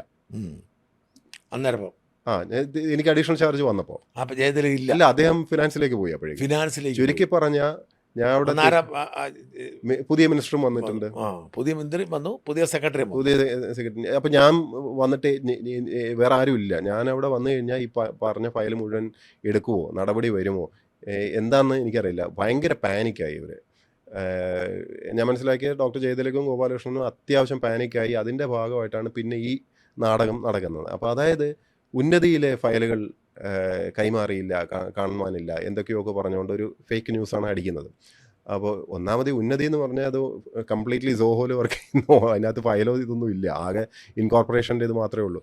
0 ബഡ്ജറ്റ്, 0 സ്റ്റാഫിംഗ്. നാട്ടുകാരോട് പണം മേടിച്ചായിരുന്നല്ലേ, സ്പോൺസേഴ്സ് ഇല്ല, ഇതിൽ പൈസയില്ല, പൈസ തൊടുന്നില്ല. ഇത് പിന്നെ പണം കൊടുക്കുന്നത് ഇല്ല, ഉന്നതി പൈസയൊന്നും കൊടുക്കത്തില്ല. സ്കോളർഷിപ്പ് അതിനകത്തല്ലേ? അല്ലല്ല, അത് ബ്രാൻഡ് മാത്രം, ഉന്നതി എന്നുള്ള ബ്രാൻഡേ ഉള്ളൂ. അത് സർക്കാരാണ് കൊടുക്കുന്നത്. നമ്മൾ സർക്കാരിൻ്റെ സെൻട്രൽ ഗവൺമെൻറ് 60%, സ്റ്റേറ്റ് ബാക്കി കൊടുക്കുന്നത്, അത് വേറെയാണ്. ഇത് ഉന്നതി എന്ന് പറഞ്ഞൊരു സൊസൈറ്റിയാണ്. ഒരു സൊസൈറ്റി ആയിട്ട് രാധാകൃഷ്ണൻ സാറിൻ്റെ ഒരു കോൺസെപ്റ്റായിരുന്നു. നമ്മൾ SC/ST വിഭാഗക്കാരുടെ ഉന്നമനത്തിന് വേണ്ടിയുള്ള ഒരു ഡെഡിക്കേറ്റഡ് ആയിട്ടുള്ള ഒരു സൊസൈറ്റി രൂപീകരിച്ചതാണ്. അപ്പോൾ 0 ബഡ്ജറ്റിലാണ്, ബഡ്ജറ്റും ഇല്ല, സ്റ്റാഫും ഇല്ല. ഇപ്പം ഇതിനകത്ത് എന്ത് ഫയലാണ്, എന്താണ് ഇതിനകത്ത് ഒളിപ്പിച്ച്, ഇതിനകത്ത് എന്താ ഉള്ളത്, ഒന്നുമില്ല. പക്ഷെ ഒരു വിവാദം ക്രിയേറ്റ് ചെയ്യണം. ഇപ്പം മാതൃഭൂമി അറിയാമല്ലോ, അല്ലെങ്കിൽ അവർക്ക് നമ്മളോടുള്ള സ്നേഹവും. പണ്ട് പോലെ പ്രശ്നമാണ്. ഞാൻ കോഴിക്കോട് ഇരുന്നിട്ടുണ്ട്. അവിടെ ഞാൻ ഇതിൽ കൂടുതൽ പറയുന്നില്ല. അവിടെ ഭൂമി സംബന്ധം ആയിട്ടുള്ള പല കാര്യങ്ങളിലും ഞാൻ സ്റ്റാൻഡ് എടുത്തിട്ടുണ്ട്. അങ്ങനെ തുടങ്ങിയതാ. ഞാൻ വയനാട്ടിലും ജോലി ചെയ്തിട്ടുണ്ട്. അവിടെയും ഭൂമി സംബന്ധമായിട്ടുള്ള കാര്യങ്ങൾ ഞാൻ നിലപാട് എടുത്തിട്ടുണ്ട്. അതാണ് അടിസ്ഥാന പ്രശ്നം. ഇത് കൂടുതൽ ഞാൻ പറയേണ്ട കാര്യമില്ലല്ലോ. ഓക്കെ. എന്നിട്ട് മാതൃഭൂമി അപ്പോൾ ആവേശത്തോടെ ഇത് കൊടുക്കുന്നു. അതെ. അപ്പോൾ ഇത് ഫേക്ക് ആയിട്ടുള്ളൊരു സാധനം കൊടുത്തു കഴിഞ്ഞപ്പോൾ ഇവർ വിചാരിച്ചത് ഞാൻ അങ്ങ് മിണ്ടാതിരിക്കും. എന്താണ് വാർത്ത എന്തായിരുന്നു? അതായത് ഉന്നതിയുടെ ഫയലുകൾ കാണുവാനില്ല, അത് ഞാൻ കൈമാറിയില്ല എന്നൊക്കെ പറഞ്ഞു. കൈമാറിയില്ല. അപ്പോൾ നടപടി വരുമെന്നൊക്കെ പറഞ്ഞു. എന്തോ അതായത് ഇദ്ദേഹം ഡോക്ടർ ജയതിലേക്ക് റിപ്പോർട്ട് സമർപ്പിച്ചു എന്നൊക്കെ പറഞ്ഞു. ഒന്നാമത് ഇയാൾ ആരാണ് റിപ്പോർട്ട് ഉണ്ടാക്കാനെന്ന് എനിക്കറിയാം. കാരണം ഒരു ഓൾ ഇന്ത്യ സർവീസ് ഉദ്യോഗസ്ഥനെതിരെ ഒരു അന്വേഷണം നടത്തണം എന്നുണ്ടെങ്കിൽ GAD എന്നേ പറ്റുള്ളൂ. GAD ഓർഡർ ഇത് പ്രൊസീജിയർ ഒന്നും അറിയത്തില്ല അദ്ദേഹത്തിന്. എന്തായാലും ഇദ്ദേഹത്തിന് ആവശ്യം എന്ന് പറഞ്ഞാൽ ഒരു ഫേക്ക് ന്യൂസ് ഒരു ദിവസം ഇറക്കുക, നമ്മളെ അങ്ങ് ഇതാക്കുക. എന്തിന് ഈ ചുമതല കിട്ടാതിരിക്കും. അപ്പോൾ SC/ST ചാർജ് എനിക്ക് തരാൻ പാടില്ലല്ലോ, അതിൽ നിന്ന് മാറ്റുക എന്നുള്ള അതായിരുന്നു ഉദ്ദേശം. പക്ഷേ എന്നെ സംബന്ധിച്ചിടത്തോളം ഞാൻ നോക്കുമ്പോൾ അതൊന്നുമല്ല എന്നെ സംബന്ധിച്ചിടത്തോളം വിഷയം. പബ്ലിക്കലി അപമാനിക്കുന്ന രീതിയിൽ ഇങ്ങനെ ഒരു സാധനം ഇട്ടിട്ട് അങ്ങനെ he shouldn't get away like that. പുള്ളി ഒളിച്ചിരുന്നിട്ട് ഇപ്പം ഈ ഡോക്ടർ ജയതിലേക്ക് ആരാണെന്ന് എനിക്ക് തോന്നുന്നില്ല അതുവരെ പബ്ലിക്കിന് അറിയുമെന്നില്ല, സംശയമാണ്. ഞാനൊക്കെ അതിനുശേഷം അന്വേഷിച്ച് കണ്ടെത്തുന്നു. ആണോ? അതായത് സ്പൈസസ് ബോർഡിന്റെ അവിടുത്തെ അഴിമതി ഇദ്ദേഹത്തിന്റെ ട്രാക്ക് റെക്കോർഡ് എവിടെയൊക്കെ ഇരുന്നു, എല്ലായിടത്തും അഴിമതിയും പ്രശ്നങ്ങളും ഇതൊക്കെ. ഭാര്യയുടെ പേരിൽ ഒരു ട്രാവൽ കമ്പനി ഉണ്ടാക്കിയിട്ട്. അതെ. അന്ന് ഭാര്യ അല്ല, അന്ന് അവര് ഭാര്യ അല്ല. അന്ന് CBI അന്വേഷണം വേണം എന്ന് കൊച്ചി യൂണിറ്റ് റിപ്പോർട്ട് കൊടുത്തതാണ്. സ്പൈസസ് ബോർഡിൽ അദ്ദേഹം ചെയർമാനായിരുന്ന സമയത്ത്. കാരണം പല ആരോപണങ്ങളാണ്. ഇപ്പോൾ ആരോപണം വിത്ത് എവിഡൻസ്. രസം എന്ന് വെച്ചാൽ അത് മാതൃഭൂമിയാണ് റിപ്പോർട്ട് ചെയ്തത്. എനിവേ അതൊക്കെ പിന്നെ സെറ്റിലാക്കുന്നു. ഞാൻ പറഞ്ഞില്ല, സെറ്റിൽ ചെയ്ത് കഴിയുമ്പം പിന്നെ അവരായി അവരുടെ ആളാവും. അതൊക്കെയാണ് ഈ സിസ്റ്റത്തിൻ്റെ, ഞാൻ എപ്പോഴും പറയുന്നത്, ബ്യൂറോക്രസിയും പൊളിറ്റീഷ്യൻസും മാധ്യമങ്ങളും മൂന്നും കൂടെ ചേർന്നിട്ടുള്ള ഒരു കോക്കസ് അഴിമതി നടത്താൻ വേണ്ടി വളരെ ശക്തമായിട്ടുള്ളൊരു എനിക്കറിയാം കോക്കസ് ആണത്. ഞാൻ അതിൽ നിന്ന് മാറി നടക്കുന്നത് കൊണ്ട്. അതെ, അതുകൊണ്ട് നിങ്ങളെങ്ങോട്ടുമില്ല അതില്. എന്നിട്ട് അപ്പോൾ എൻ്റെ ഒരു പോയിന്റിൽ അത് എക്സ്പോസ് ചെയ്യപ്പെടണം. അതും കൂടെ എൻ്റെ ഒരു ജോലിയാണ്, അത് എക്സ്പോസ് ചെയ്യണമല്ലോ. അല്ലാതെ ഈ ഒളിച്ചും പാത്തും ഇങ്ങനെ ഉള്ള അഴിമതിയൊക്കെ നടത്തുകയും ഒരിക്കലും ഒരു ആര് റഡാറിൽ പെടാതെ അങ്ങനെ സൂപ്പർ മിടുക്കനായിട്ട് അങ്ങനെ പോയാൽ ശരിയാവില്ലല്ലോ. He should be brought to the public അറിയട്ടെ നമ്മളെ ഇങ്ങനെയൊക്കെ ചെയ്യുന്ന ആൾക്കാരാണ് ഇവിടെ ഇരിക്കുന്നതെന്ന്. എന്തുകൊണ്ട് ആൾക്കാരെ അറിയാൻ പാടില്ല? പബ്ലിക്കലി ഇട്ടു, അത്രേ ഉള്ളൂ. അല്ല, അപ്പം ഞാൻ ചോദിക്കുന്നത് അതാണ് ഇപ്പോഴത്തെ ചോദ്യം. ഇപ്പം അങ്ങനെ സസ്പെൻഡ് ചെയ്തിരിക്കുന്നത് പോലും അതെ സർക്കാർ ഉദ്യോഗസ്ഥൻ്റെ സസ്പെൻഡ് ചെയ്തിരിക്കുന്നതിൻ്റെ കാരണം കേട്ടാൽ ചിരിക്കും. അതായത് ഈ ഡോക്ടർ ജയതിലകും ഗോപാലകൃഷ്ണൻ ഇവർക്കെതിരെ സംസാരിച്ചതിനാണ് സസ്പെൻഡ് ചെയ്തിരിക്കുന്നത്. എനിക്കറിയില്ല നമ്മുടെ ചട്ടങ്ങളിൽ അങ്ങനെ എവിടെയും പറഞ്ഞതായിട്ട്. അല്ല, അതെൻ്റെ ചോദ്യം. ഒരു സർക്കാർ ഉദ്യോഗസ്ഥൻ എന്ന നിലയിൽ അങ്ങനെ സംസാരിക്കാൻ പോയോ? സർക്കാരിനെതിരെ ആവുമല്ലേ? അതില്ല. എങ്ങനെയാണ് ജയതിലക് സർക്കാരാവുന്നത്? ഹൂയിസി സർക്കാരിൻ്റെ ഭാഗമല്ലേ ഉദ്യോഗസ്ഥൻ? അങ്ങനെ പറഞ്ഞാൽ നാളെ താങ്കൾ റോട്ടിൽ പോവാണ്, അപ്പം ഒരു പോലീസുകാരൻ കൈക്കൂലി ചോദിച്ചു വഴിയിൽ തടഞ്ഞു നിർത്തിയിട്ട്, അയാൾക്കെതിരെ നിങ്ങൾ മിണ്ടാൻ പാടില്ലായിരുന്നു. സർക്കാരാണ്. അങ്ങനെ വാളെടുത്തവനൊക്കെ വെളിച്ചപ്പെടാവാൻ തുടങ്ങിയാൽ എങ്ങനെയാവും? ഈ ജയതിലക് ഇസ് നോട്ട് സർക്കാർ, he's just A human being, ഒരു മനുഷ്യനാണ്. അങ്ങനെയാണ് ഫേസ്ബുക്കിലിടുന്നത്. ഫേസ്ബുക്കിൽ പറയാനുള്ള കാര്യം ഞാൻ ഇദ്ദേഹം ജയതിലക് ചെയ്യുന്ന പോലെ ഏതെങ്കിലും മാധ്യമക്കാരനെ കണ്ടിട്ട് ഈ വാർത്ത പ്ലാൻ ചെയ്യാൻ പറ്റുമോ എന്നോ, അല്ലെങ്കിൽ ഇത് ഇങ്ങനെ അതിനൊന്നും എന്നെ കിട്ടില്ല. ഞാൻ ഉള്ളത് സ്ട്രൈറ്റ് ആയിട്ട്. പക്ഷെ എന്നാലും മാതൃഭൂമിയിൽ ഏറ്റവും പ്രധാനപ്പെട്ട ഒരു പത്രത്തിന് യുദ്ധം പ്രഖ്യാപിക്കും. മാതൃഭൂമി മാത്രമല്ല, മറ്റു മാധ്യമങ്ങൾക്കും അതൃപ്തി ഉണ്ടാക്കുന്നൊരു ആശങ്ക ഉണ്ടായില്ല. ഞാൻ അവരെ ഒന്നും കണ്ടിട്ടല്ലല്ലോ ജീവിക്കുന്നത്. എനിക്ക് എൻ്റെതായ വ്യക്തിത്വം ഉണ്ട്, അത് അഹങ്കാരമായിട്ട് തോന്നുന്നതാണ്. ഞാൻ പറയുന്നത് it's my individuality, my personality. ഞാൻ ഇങ്ങനെയാണ്. ഈ മാധ്യമം എന്ത് പറയുന്നോ ഇതൊന്നും വിചാരിച്ചിട്ടാണെങ്കിൽ എനിക്ക് എൻ്റെ തൊഴിലെടുക്കാൻ പറ്റുമോ? ഇപ്പം ഞാൻ ഇവർക്കെതിരെ കോഴിക്കോട് ഇരിക്കുമ്പോഴോ വയനാട് ഇരിക്കുമ്പോഴോ ഒക്കെ റിപ്പോർട്ടുകളോ അല്ലെങ്കിൽ അന്വേഷണങ്ങളോ ഒക്കെ നടത്തിയിട്ടുണ്ട്. എന്തിന്? ഇപ്പോഴും പല കാര്യങ്ങളും എനിക്ക് അറിയാം. ഇപ്പം നമ്മൾ ചില പോസ്റ്റുകൾ വരുമ്പോൾ ചിലപ്പോൾ നടപടി എടുക്കേണ്ടിയും വരും. ഇപ്പോൾ മാതൃഭൂമി ഫോർ എക്സാമ്പിൾ GST എത്രമാത്രം വെട്ടിക്കുന്നുണ്ടെന്ന് എനിക്കറിയാം. ഉദാഹരണത്തിന് ഇപ്പം ഈ ഫെസ്റ്റിവൽ നടത്തുന്നു, അതിൻ്റെ ബില്ലിംഗ് എങ്ങനെയാണെന്ന് അറിയാം, അന്വേഷിച്ചിട്ടുണ്ടോ? ശരിക്കും വളരെ രസകരമാണ്. ഇത് പത്രങ്ങൾക്ക് കൊടുക്കുന്ന GST ചാർജ് ഇസ് 5. ഇവിടെ 18 ആണ് ശരിക്കും വേണ്ടത്, പക്ഷെ ബില്ല് ചെയ്യുന്നത് അപ്പുറത്താണ്. ഈവൻ്റ് ആണ്. അപ്പോൾ ഈവൻറ്റിൻ്റെ ഇതല്ല. അപ്പോൾ അവിടെ നിന്നിട്ട് ഒരു സ്റ്റോള് വരെ ഇട്ടിട്ട് ആരാ ഇരിക്കുന്നതെന്നറിയോ? GSTയുടെ ഉദ്യോഗസ്ഥർ. അപ്പോൾ അവരുൾപ്പെടെ എല്ലാവരും പെടുന്ന കേസാണ് ഇത്. കോടിക്കണക്കിന് രൂപയുടെ വെട്ടിപ്പാണ് നടത്തുന്നത്. ഇപ്പോൾ ജസ്റ്റ് ബിക്കോസ് നിങ്ങൾ മാധ്യമമാണ്, അല്ലെങ്കിൽ ജസ്റ്റ് ബിക്കോസ് നിങ്ങളൊരു ഒരു പൊളിറ്റീഷ്യനാണ്, അങ്ങനെയൊക്കെ പറഞ്ഞിട്ട് നിങ്ങൾക്ക് എന്തും ചെയ്തു പോവാം. ബാക്കി ആരും സംസാരിക്കാൻ പാടില്ല, കാരണം മാധ്യമത്തിൻ്റെ ഒരു ശക്തിയുണ്ട്, നമ്മൾ ഇല്ലാതാക്കി കളയും എന്നൊക്കെ പറഞ്ഞു കഴിഞ്ഞാൽ അതൊക്കെ പോയി പണി നോക്കാൻ പറഞ്ഞാൽ നമുക്ക് പറ്റും. ഈ കുടുംബത്തിൻ്റെ പിന്തുണ ഈ പരസ്യമായ വെല്ലുവിളിക്ക് ഇറങ്ങുമ്പോൾ ഭാര്യയും വീട്ടുകാരൊക്കെ എന്നാ പറയുന്നത്? അച്ഛനമ്മയൊക്കെ എന്നാ പറയുന്നത്? എനിക്ക് എൻ്റെ ഈ ഒരു വ്യക്തിത്വം അല്ലെങ്കിൽ ഈ ഫൈറ്റ് എന്ന് ഞാൻ പറയില്ല. ഞാൻ ഇതൊന്നും അങ്ങനെ തലയിൽ എടുക്കാറൊന്നുമില്ല. പക്ഷെ ഞാൻ സ്റ്റാൻഡ് എടുക്കുന്നത്. ഇത് എനിക്ക് കിട്ടിയിട്ടുള്ള എൻ്റെ അമ്മേൻ്റെ അടുത്തുനിന്നാണ് ഞാൻ പറയും. പിന്നെ എൻ്റെ വൈഫും പിള്ളേരൊക്കെ വളരെ ജോളിയാണ് ഈ കാര്യങ്ങളിലൊക്കെ. എനിക്ക് സ്ഥിര പരിചയമായി. എന്ന് മാത്രമല്ല പിള്ളേർ ചിലപ്പോൾ നല്ല പലപ്പോഴും തമാശയൊക്കെ ആക്കുക. നമ്മൾ സസ്പെൻഷനും ഇതൊക്കെ വെച്ചിട്ട് യു ആർ ജോബ്ലെസ് എന്നൊക്കെ പറയും. ഞാൻ അത് രസമാണ്. ഞാൻ ഇതിനെയൊക്കെ ഒരു പരിധിക്കപ്പുറം ഭയങ്കര ഗൗരവത്തോടെ കണ്ടു കഴിഞ്ഞാലാണ് ഇതൊക്കെല്ലാം ഇഷ്യൂ ആവുന്നത്. ഈ അങ്ങേ പിന്തുണയ്ക്കുന്ന വേണു സാറിനെ പോലുള്ളവരും അശോക് സാറിനെ പോലുള്ളവരും പോലും ഈ ഇത് ആവേശം കൂടുതലാന്ന് പറഞ്ഞില്ലേ? ഞാൻ എപ്പോഴും പറയുന്നത് വെച്ചാൽ ഓരോരുത്തർക്കും അവനവൻ്റെ ജീവിതവും അവനവൻ്റെ when you are in that place അപ്പോഴേ നിങ്ങൾക്കത് മനസ്സിലാവുള്ളൂ. ഇപ്പോൾ ഞാൻ what I am going through എന്നുള്ളത് എനിക്കേ അറിയുള്ളൂ. ഇപ്പോൾ ഓരോന്നിങ്ങനെ പതുക്കെ ബോയിൽ ചെയ്തിട്ടല്ലേ വരുന്നത്. ഇപ്പോൾ ഈ ഡോക്ടർ ജയതിലകൻ്റെ ചെയ്തികൾ എന്തൊക്കെയാണെന്ന് വേണു സാറിനും പൂർണ്ണമായിട്ട് അറിയില്ല, അശോക് സാറിനും അറിയില്ല. എനിക്കേ അറിയുള്ളൂ. ഞാനാണ് കൂടെ വർക്ക് ചെയ്തിട്ടുള്ളത്. ഞാൻ കണ്ടിട്ടുണ്ട് ഫയലുകൾ. എങ്ങനെയാണത് കൈകാര്യം ചെയ്തത് എനിക്കറിയാം. ഇത്തരം വ്യക്തികളെ അത് ആവേശമോ ദേഷ്യമോ അല്ലെങ്കിൽ ഉത്സാഹമോ കൊണ്ടല്ല ഞാൻ ഇത് വിളിച്ചു പറയുന്നത്. ഇത് വിളിച്ചു പറയാൻ എന്നിൽ നിക്ഷിപ്തമായിട്ടുള്ള എൻ്റെ ധർമ്മമാണത്. ഞാനതപ്പോൾ പറയണം, പറയാതിരിക്കാം. എപ്പോഴാണെന്നറിയാം സുഖിപ്പിച്ച് ഒരു അഡ്ജസ്റ്റ്മെൻറ്റ് അങ്ങനെ എനിക്ക് അത് ഇഷ്ടമല്ല.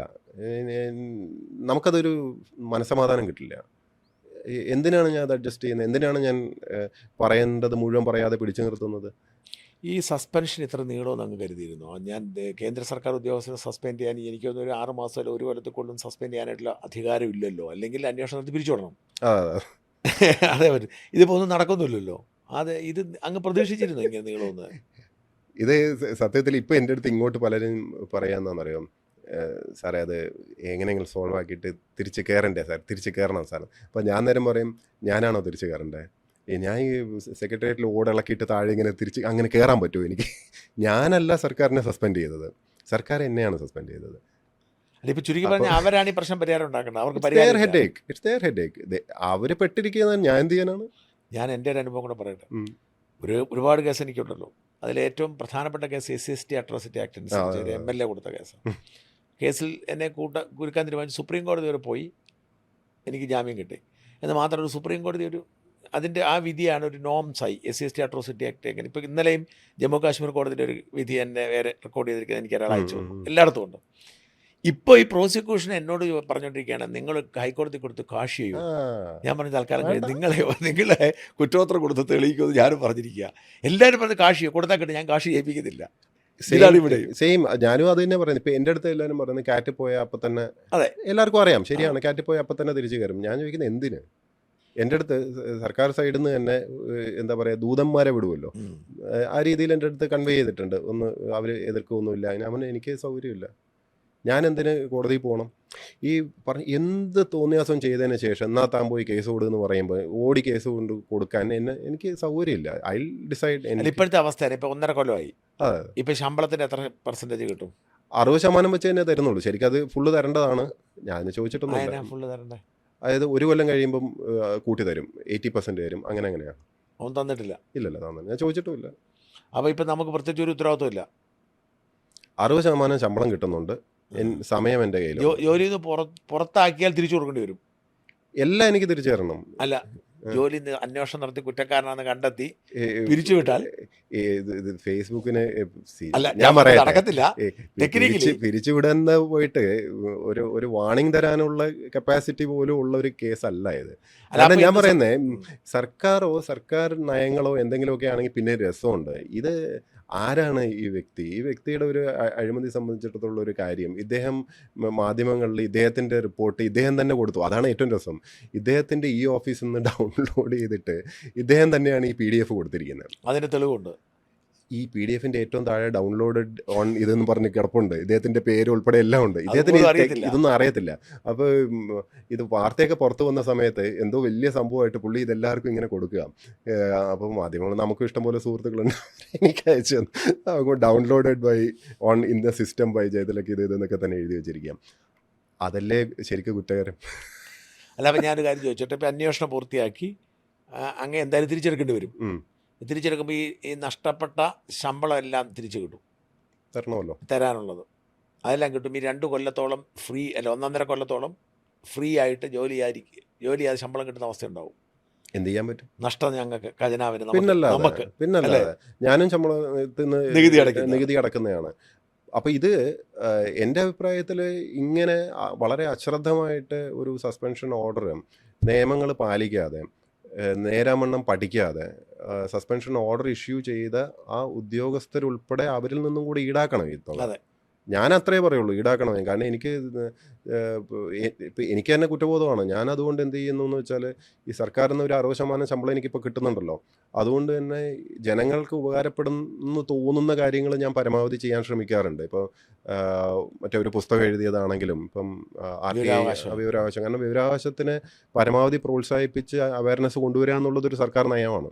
അപ്പോൾ ഞാൻ സർക്കാരിൽ അല്ലെങ്കിൽ പോലും ആ നയത്തിനോട് ചേർന്ന് നിന്ന് പരമാവധി ചെയ്യാൻ പറ്റുന്നത് ചെയ്യുക എന്നുള്ളത് ഒരു കർമ്മം. ആ പുസ്തകം ഒരുപാട് വിറ്റുപോയോ?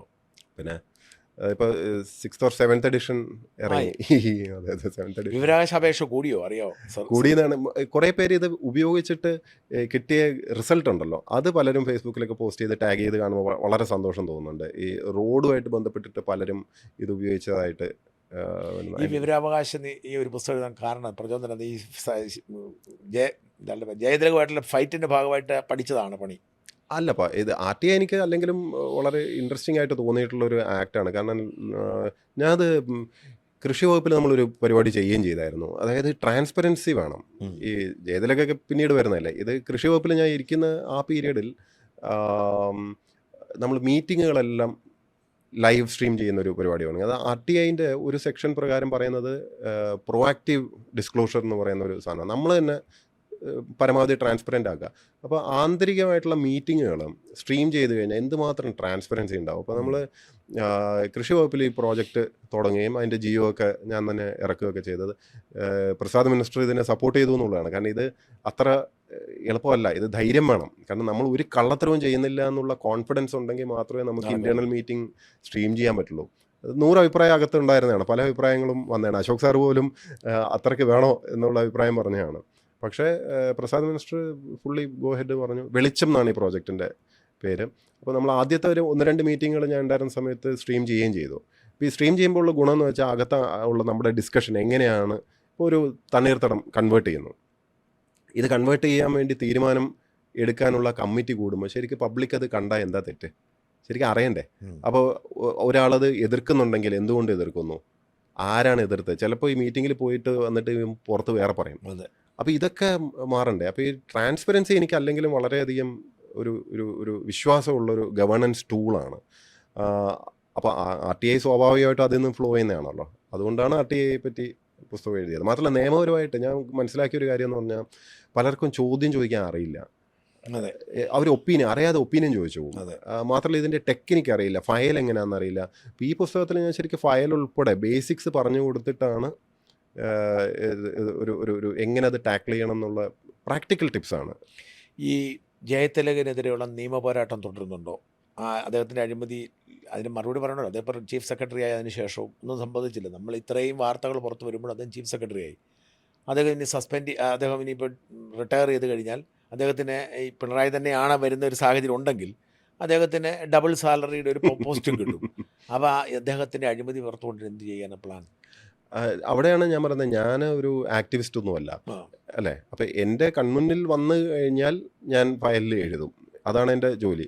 അല്ലാതെ ഇപ്പോൾ പറയേണ്ട കാര്യങ്ങൾ ആ സാഹചര്യം വന്നു കഴിഞ്ഞാൽ ഞാൻ പറയേണ്ടതാണെങ്കിൽ ഞാൻ പറയും. അതിലപ്പുറം ഒരു ആക്ടിവിസ്റ്റായിട്ട് നടക്കാൻ അതിന് ആൾക്കാരുണ്ട്. ആക്ടിവിസ്റ്റാണെന്ന് സ്വയം ക്ലെയിം ചെയ്യുന്നവരും ഇപ്പോൾ ഒന്ന് ആലോചിക്കട്ടെ. എന്തുകൊണ്ട് ഇല്ല എന്നുള്ളത് അവരോടാ ചോദിക്കേണ്ടത്. ഇപ്പോൾ SC ST മേഖലയിൽ നിന്നുള്ള എത്രയോ NGOസും എത്രയോ ആക്ടിവിസ്റ്റുകൾ എത്രയോ പേര് നടക്കുന്നുണ്ടല്ലോ ഇവരുടെ പേര് പറഞ്ഞുകൊണ്ട്. ഈ പാവപ്പെട്ടവരുടെ പേര് പറഞ്ഞ് പണം വരിച്ച് ഫണ്ടും കിട്ടുന്നുണ്ട്. അവര് ഇത് ബ്ലാക്ക് ആൻഡ് വൈറ്റിലുള്ള ഈ അഴിമതി പുറത്തു വന്നതിന് ശേഷം അവരെന്ത് പറഞ്ഞു എന്ത് ചെയ്തു എന്നുള്ളതാണ് യഥാർത്ഥത്തിൽ ഓഡിറ്റ് ചെയ്യപ്പെടേണ്ടത്. കാരണം ഇത് ആ ഇക്കോസിസ്റ്റത്തെയാണ് കാണിക്കുന്നത്. ആ സിസ്റ്റത്തിനകത്ത് എത്രമാത്രം ചീഞ്ഞ നാറി കിടക്കുന്നു എന്നുള്ളതിൻ്റെ ഒരു തെളിവാണിത്. മാതൃഭൂമിക്കെതിരെ കേസ് കൊടുത്തില്ലായിരുന്നു, അതിൻ്റെ അവസ്ഥ എന്തായി? മാതൃഭൂമിയുടെ 2 കേസുണ്ട്. ഒന്ന് പണ്ട് ഈ ഓയാന്നും പറഞ്ഞ് ഒരു സ്റ്റിക്കറിന്റെ പേരിൽ ഒരു പെൺകുട്ടി എന്തോ അതൊക്കെയാണ് ഹൈറ്റ്സ് ഓഫ് അറഗൻസ് എന്ന് പറയുന്നത്. അതായത് ഒരു എന്താ പറയുക ഒരു ഈ കോലം ആഴക്കടൽ കേസിലാണ് തോന്നുന്നല്ലേ? അതെ അതെ ആ സമയത്ത് ഞാൻ പറഞ്ഞില്ല, ഞാൻ മാധ്യമങ്ങളുമായിട്ട് ആ സമയത്ത് മറുപടി മിണ്ടില്ല പറയുന്നത്. എന്ന് ഞാൻ സംസാരിക്കാൻ അതെ ശ്രമിച്ചതാ. ഞാൻ മിണ്ടുന്നില്ല എന്ന് പറഞ്ഞാണ്, വളരെ ക്ലിയർ ആയിട്ട് പറഞ്ഞ. ഒരു മനുഷ്യൻ മിണ്ടാൻ താല്പര്യപ്പെടുന്നില്ല എന്ന് പറഞ്ഞു കഴിഞ്ഞാൽ അത് ബഹുമാനിക്കാനുള്ള മിനിമം മര്യാദ, ആ സംസ്കാരം ഇല്ലാത്ത മാധ്യമപ്രവർത്തകരാണ് ഇന്നത്തെ കാലത്ത് ഈ മൈക്കും പിടിച്ചുകൊണ്ട് നടക്കുന്ന ബഹുഭൂരിപക്ഷം പേരും, അൺഫോർച്ചുനേറ്റ്ലി. അപ്പോൾ അതിൽ ഇപ്പോൾ മാതൃഭൂമിയുടെ അവർ കൊട്ടേഷൻ എടുത്ത പോലെയായിരുന്നു. അവർ 2 ദിവസമായിട്ട് പലരെ വെച്ച് മാറി മാറി വിളിച്ചുകൊണ്ടേയിരിക്കുകയാണ്. അപ്പോൾ നമുക്കത് മനസ്സിലാവുന്നുണ്ട് അത് മനഃപൂർവ്വം ചെയ്യുന്നത്. കാരണം ബീറ്റ് നമുക്കറിയാലോ, ജേർണലിസ്റ്റ് ബീറ്റ് ഉണ്ടാവും. ഒരു ഒരു ആ അതെ. ബീറ്റ് നോക്കുന്ന ഒരു ജേർണലിസ്റ്റ് അയാളാണ് വിളിക്കുക, അല്ലാതെ 10 പേരൊന്നും വിളിക്കില്ല.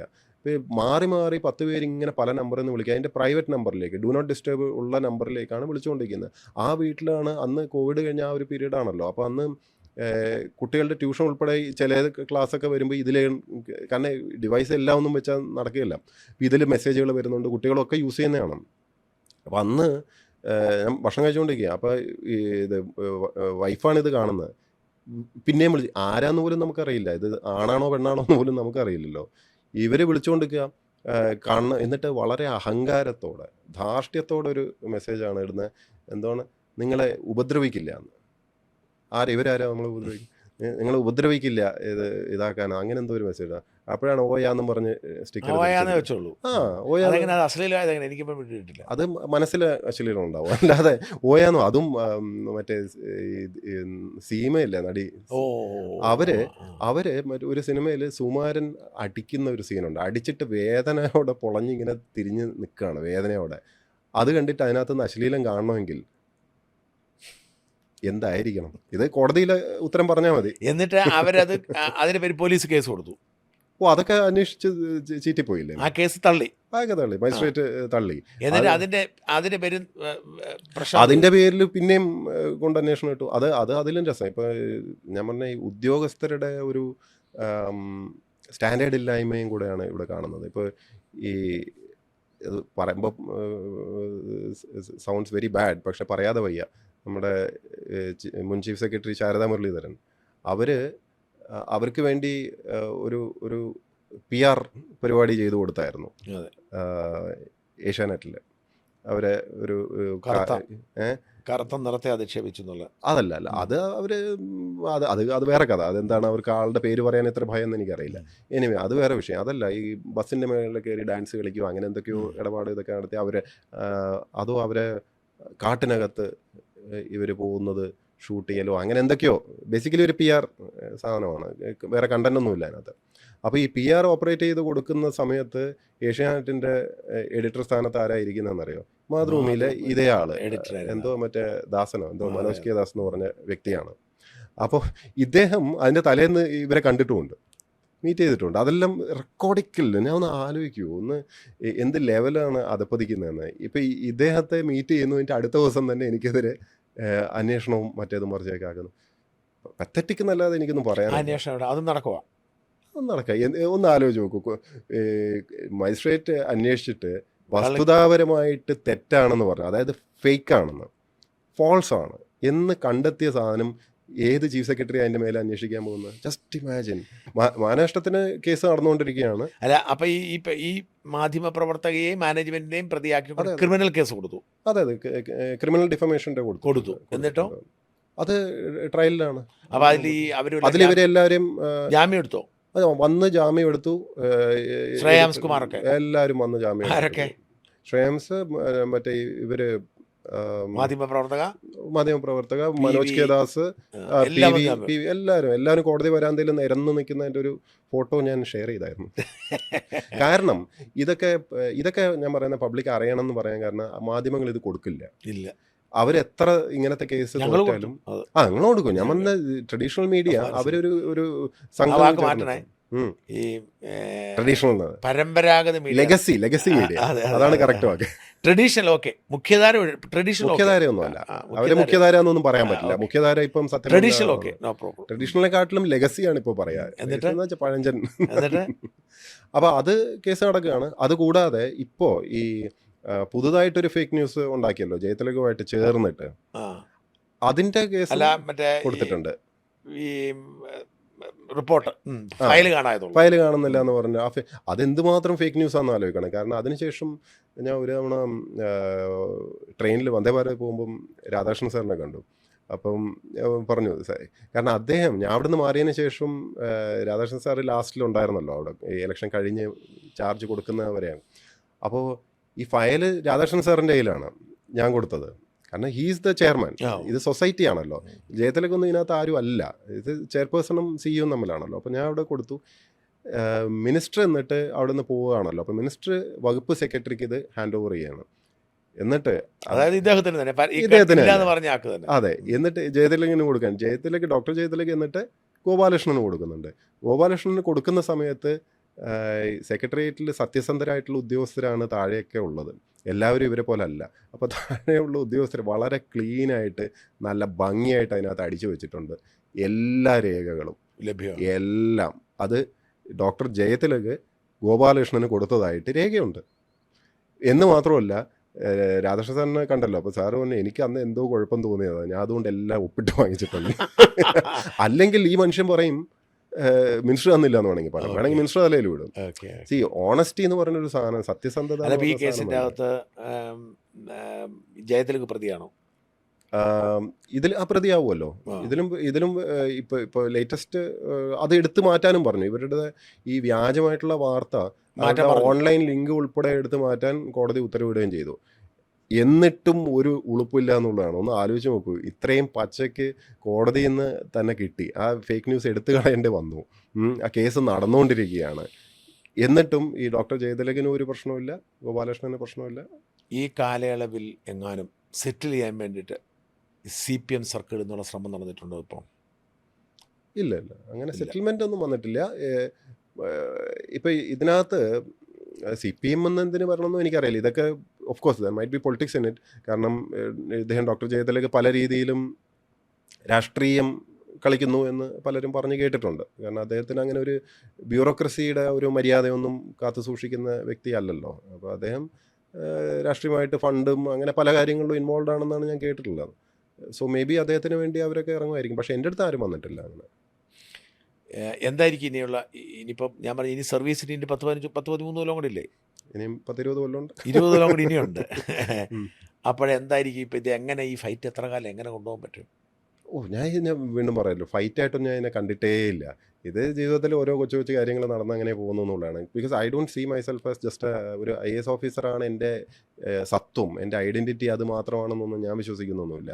അപ്പോൾ അത് വല്ലാതെ അത് തലയ്ക്ക് കയറുമ്പോഴാണ് ഈ പറഞ്ഞ ഉദ്യോഗസ്ഥരെ പോലെ പെരുമാറേണ്ടി വരുന്നത്. I don't feel like that. ഇപ്പോൾ ഞാൻ ജനിച്ച് വീഴുമ്പോഴേ IAS കാരനായിട്ടൊന്നും അല്ല ജനിച്ച് വീണത്, സാധാരണക്കാരനായിട്ട്. എൻ്റെ ഫ്രണ്ട് സർക്കിളും അറിയാമല്ലോ, ഞാൻ ഇവരുടെ എന്താ പറയുക ബ്യൂറോക്രസിയുടെ പാർട്ടിയും ഡിന്നറും അതിനകത്തൊന്നും അല്ല എന്നെ കാണാൻ കിട്ടുക. എൻ്റെ ഫ്രണ്ട് സർക്കിൾ വേറെയാണ്. എല്ലാ തലത്തിലും ഉള്ള ആൾക്കാരും എൻ്റെ ക്ലാസ് ഫ്രണ്ട്സും കൂടെ പഠിക്കുന്നവരും പിന്നെ കുറേ കലാകാരന്മാരും ഇവരൊക്കെയാണ് നമ്മളെ ഒരു ഫ്രണ്ട്ലി സർക്കിൾ. അപ്പോൾ ഇത് സോൾവ് ആക്കലാണ് എൻ്റെ ജീവിതത്തിലെ ഏറ്റവും വലിയ ഇതെന്നൊന്നും എനിക്ക് തോന്നിയിട്ടൊന്നുമില്ല. അതൊക്കെ അതിൻ്റെ സമയത്ത് അത്രേ ഉള്ളൂ. ഈ ഒരു വഴക്കാളി എന്ന പേര് വന്നാൽ പുതിയൊരു ഗവൺമെൻറ്റാണ് വരുന്നെങ്കിൽ പോലും ഇവരൊന്നും ആഴത്തിൽ ഇത് മനസ്സിലാക്കാൻ ശ്രമിക്കാതെ അങ്ങയെ അകറ്റി നിർത്താനോ മാറ്റി നിർത്താനോ സാധ്യതയില്ലേ? I don't care. കാരണം ഞാൻ പറഞ്ഞിട്ടില്ലേ, ഈ എന്നെ ആർക്കാണ് വേണ്ടത്, പണിയെടുക്കണം എന്നോ അല്ലെങ്കിൽ റിസൾട്ട് വേണമെന്നോ ആഗ്രഹിക്കുന്ന എല്ലാ മന്ത്രിമാരുമാണ്. അങ്ങനത്തെ മന്ത്രിമാരുടെ അടുത്തേ എനിക്ക് വർക്ക് ചെയ്യാനും താല്പര്യമുള്ളൂ. അല്ലാതെ എനിക്ക് ഇന്ന പോസ്റ്റ് ചെയ്തെന്ന് പറഞ്ഞാൽ എവിടെ ഇടിച്ച് കയറി പോകാറുമില്ല, അങ്ങനത്തെ പരിപാടി ചെയ്യാറുമില്ല. ഞാൻ കൂടെ വർക്ക് ചെയ്തിട്ടുള്ള മിനിസ്റ്റേഴ്സും ഞാനും തമ്മിലാണ് ഇക്വേഷൻ. അവർക്ക് ആർക്കും പരാതിയില്ലല്ലോ. ഇപ്പം ഞാൻ അവരാരെങ്കിലുമൊക്കെ എവിടെയെങ്കിലുമൊൊക്കെ എന്തെങ്കിലും നല്ല പദവിയിലുണ്ട് അവർ തപ്പിയെടുത്തോളും എന്നുള്ളതാണ്. അത്രേ ഉള്ളൂ. എനിക്കും അങ്ങനത്തെ മിനിസ്റ്റേഴ്സിൻ്റെ കൂടെ വർക്ക് ചെയ്താൽ മതി. കാരണം നമ്മളെ ടീമാണ് പ്രധാനം. ഇപ്പോൾ SC/ST രാധാകൃഷ്ണൻ സാറിൻ്റെ കൂടെ വർക്ക് ചെയ്യുമ്പോൾ ദർ വാസ് എ ടീം. അതുകൊണ്ടാണ് അവിടെ റിസൾട്ട് ഉണ്ടായത്. കൃഷിയിൽ പ്രസാദ് സാറിൻ്റെ കൂടെ വർക്ക് ചെയ്യുമ്പോൾ നമുക്കൊരു ടീമുണ്ട്. അതുകൊണ്ടാണ് അവിടെ റിസൾട്ട്. ആഭ്യന്തരമന്ത്രി അവിടെ വി ക്രിയേറ്റഡ് എ ടീം. അതിൻ്റെ ഒരു റിസൾട്ട് ഉണ്ടായി. ഷിബു സാറിൻ്റെ കൂടെ വർക്ക് ചെയ്യുമ്പോഴും എനിക്ക് ടീം ഉണ്ടായിരുന്നു. അപ്പോൾ എപ്പോഴും ഇത് ഞാൻ പണ്ട് ടൂറിസത്തിൽ ഉണ്ടാകുന്ന സമയത്ത് അനിൽകുമാർ സാർ ഉണ്ടായിരുന്നു. We had a team. നമ്മളെപ്പോഴും ടീം ബേസ്ഡ്. ബാബു സാറിൻ്റെ കൂടെ എക്സൈസിനകത്ത് it was a wonderful team. ശരിക്ക് ബാബു സാറിൻ്റെ ആ പീരീഡ് അതിനുശേഷം വലിയ വിവാദങ്ങളും പ്രശ്നങ്ങളൊക്കെ നടന്നു, ബാർക്കോഴ മറ്റേത് മറിച്ചേക്കാം. പക്ഷേ ഞാൻ വർക്ക് ചെയ്ത ആ പീരീഡിൽ അദ്ദേഹമായിട്ട് വളരെ രസകരമായിട്ടാണ്, നല്ല വർക്കിംഗ് ഇക്വേഷനുമായിരുന്നു. കുറേ കാര്യങ്ങൾ ചെയ്യാനും പറ്റി. നമ്മൾ ഇപ്പോൾ ബെപ്കോയിലെ ഒരു ചെറിയ കൗണ്ടർ തുറക്കുന്നത് തൊട്ട് നമുക്ക് അതിനകത്ത് കൊണ്ടുവരാൻ പറ്റുന്ന എന്തൊക്കെ റിഫോംസ് ഉണ്ട്, എന്തൊക്കെ നല്ല മാറ്റങ്ങൾ വരുത്താം, ജനങ്ങൾക്ക് ഉപകാരപ്പെടുന്ന കാര്യങ്ങൾ എന്തൊക്കെ ചെയ്യാം. ഒരു സിവിൽ സർവീസ് ഉദ്യോഗസ്ഥൻ എന്ന നിലയിൽ കിട്ടുന്ന സാലറി പരിമിതമാണ്. ഉം. ആവശ്യത്തിനുണ്ട്, ജീവിക്കാനുണ്ട്, വരുമാനം ഉണ്ടെങ്കിൽ പോലും ഞാൻ പറഞ്ഞത് സാധാരണ വെച്ച് നോക്കുമ്പോൾ പരിമിതമാണ്. ഈ അധികം പ്രഷറുകളുണ്ട്, ഇത്രയധികം സമയം കൊടുക്കണം, ഉം. ഇത്രയധികം വിവാദങ്ങൾ. എന്തുകൊണ്ട് ഇത്രയധികം ഐഡിയ ഉള്ള ഒരാൾക്ക് ഒരു സംരംഭകനാകുന്നതിനെ കുറിച്ച് ചിന്തിച്ചുകൂടാ? ശരിക്കും നല്ല പോയിന്റാണത്.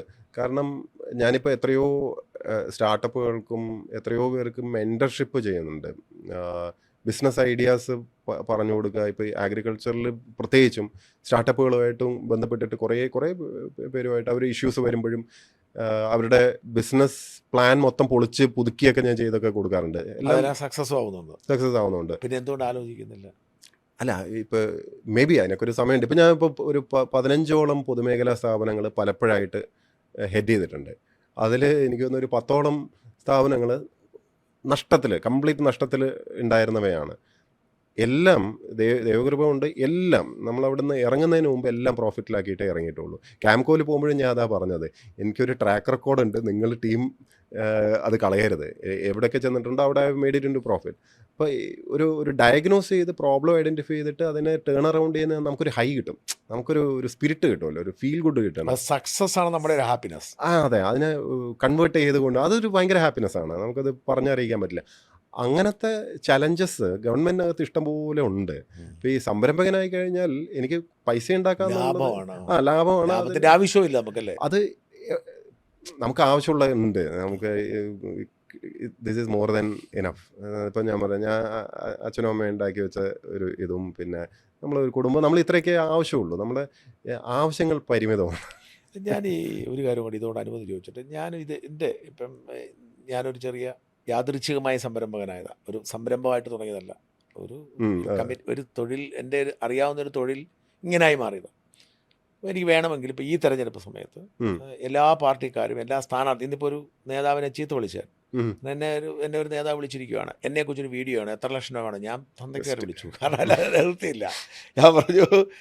ഞാൻ പറഞ്ഞത് ഇതൊക്കെ എൻ്റെ ഒരു മുമ്പിൽ ചോദ്യം, നമുക്ക് എന്തിനാണ് ഈ പണം എന്നുള്ള ചോദ്യമാണ്. കറക്റ്റ്. പക്ഷേ ഈ കൈക്കൂലി വാങ്ങി കൂട്ടുന്നവർ, ഞാൻ സിവിൽ സർവീസുള്ളവരടക്കം എനിക്കറിയാവുന്ന ഒരു IPS ഓഫീസർ ഇപ്പോൾ സർവീസിലില്ല, 1,000 കോടി രൂപയെങ്കിലും സ്വത്തുണ്ടാക്കിയിട്ടുണ്ടാവും. ഞാൻ ആ പേര് പറയാൻ ആഗ്രഹിക്കുന്നത്. ഞാൻ പിന്നീടാണ്, അദ്ദേഹത്തോട് എനിക്ക് അടുപ്പമുണ്ടായിരുന്നു, പിന്നീടാണ് ഞാൻ ഒരു ക്ലൂവിലൂടെ പോയപ്പോൾ ഞാൻ ഞെട്ടിപ്പോയി. Safe exit. ഈ എന്തിനാണ് മനുഷ്യൻ ഇങ്ങനെ എന്തുകൊണ്ടായിരിക്കും മനുഷ്യൻ ഇങ്ങനെ പണത്തെ ഇങ്ങനെ ആവശ്യത്തിൽ കൂടുതൽ പണത്തെ ഇങ്ങനെ കെട്ടിപ്പിടിക്കാൻ ശ്രമിക്കുന്നത്? എനിക്ക് തോന്നിയിട്ടുള്ളത്, ഈ നമ്മൾ പലരും എന്താ നമുക്ക് വേണ്ടത് എന്നുള്ളത്, really what do you want എന്നുള്ളൊരു ചോദ്യം ഫേസ് ചെയ്യാൻ തയ്യാറല്ല. മെക്കാനിക്കലായിട്ട് പൈസ ഉണ്ടാക്കലെന്ന് പറഞ്ഞാൽ അങ്ങനെ പോവുക, അതാണ് ലക്ഷ്യം. അത് എന്തിനു വേണ്ടി എന്നുള്ള, പൈസ ഉണ്ടാക്കിയിട്ട് ജീവിക്കാനല്ലേ, ജീവിക്കാൻ മറന്നുപോയി.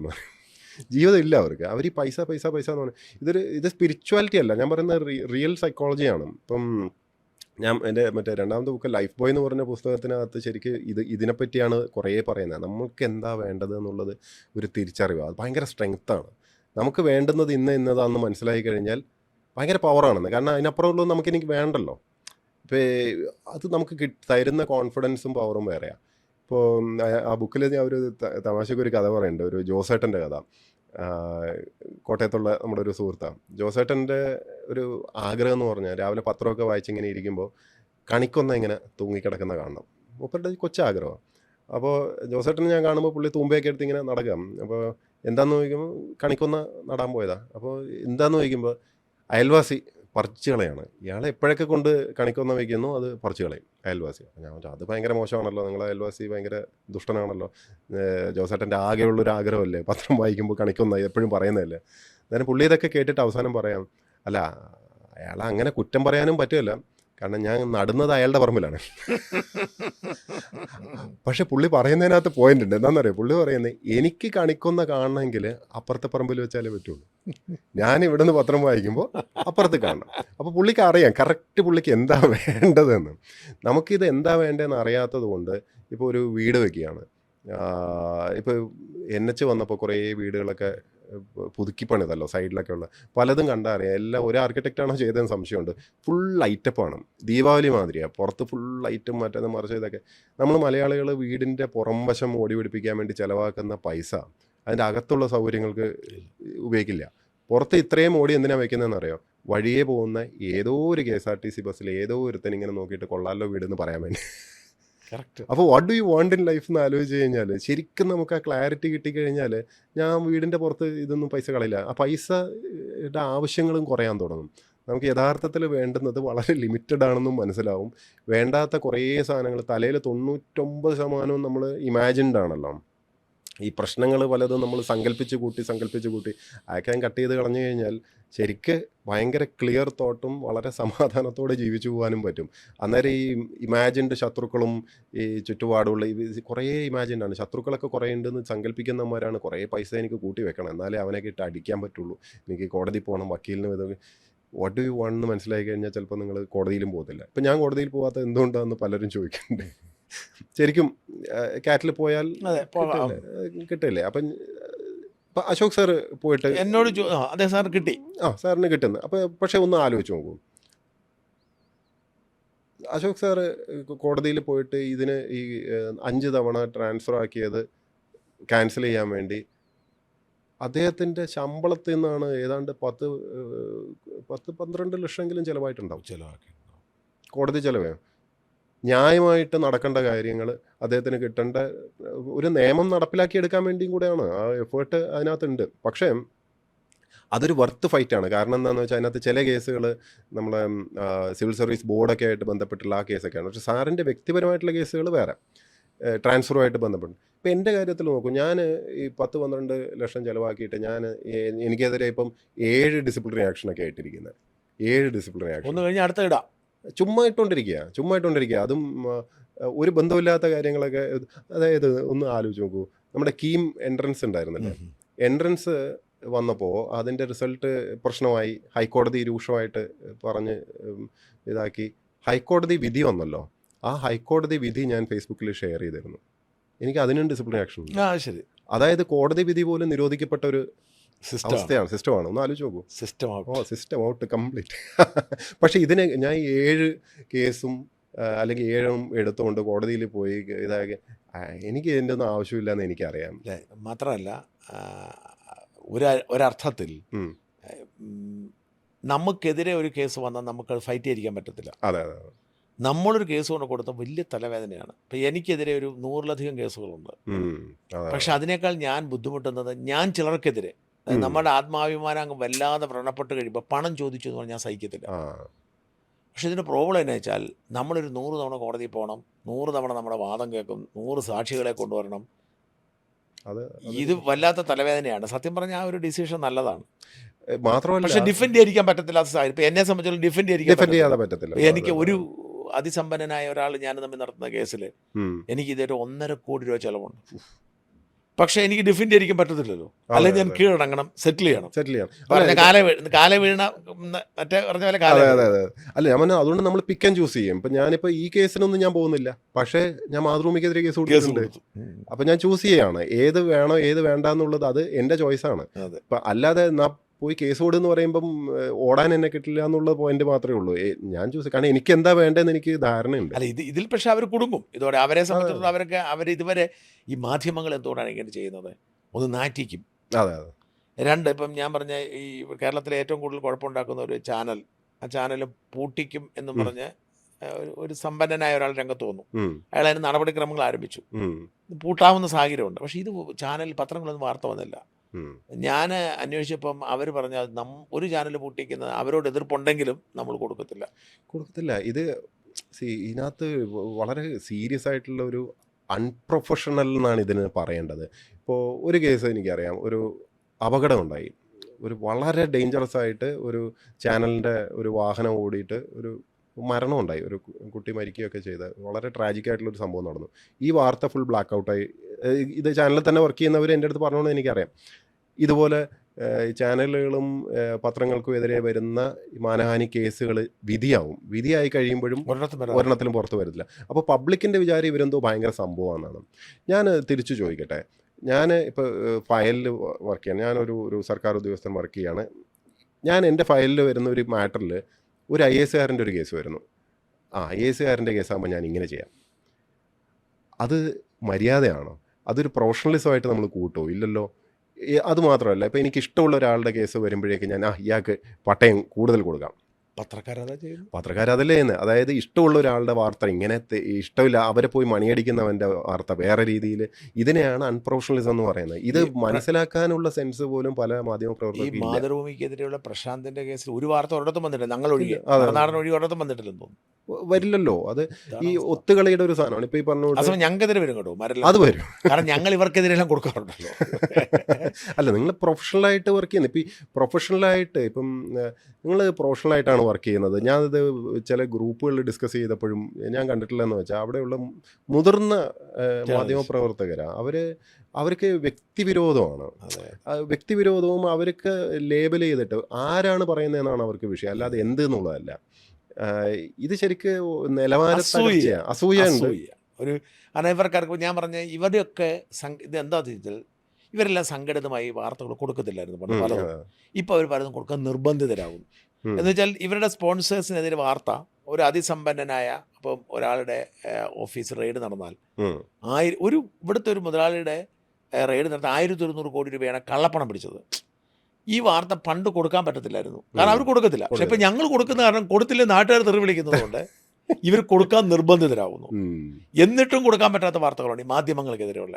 അപ്പോൾ അതുകൊണ്ട് അവർ പറയുക മഞ്ഞപ്പത്രം അസൂയ ഉപദേശം. ഇവർ മനസ്സിലാക്കാതെ പോകുന്ന കാര്യം എന്തെല്ലാം ചാപ്പ കിട്ടിയാലും ഇന്ന് ജനം ഇൻഫ്ലുവൻസ് ചെയ്യപ്പെടുന്നതും ജനം കാണുന്നതും ഞങ്ങളെയാണ്.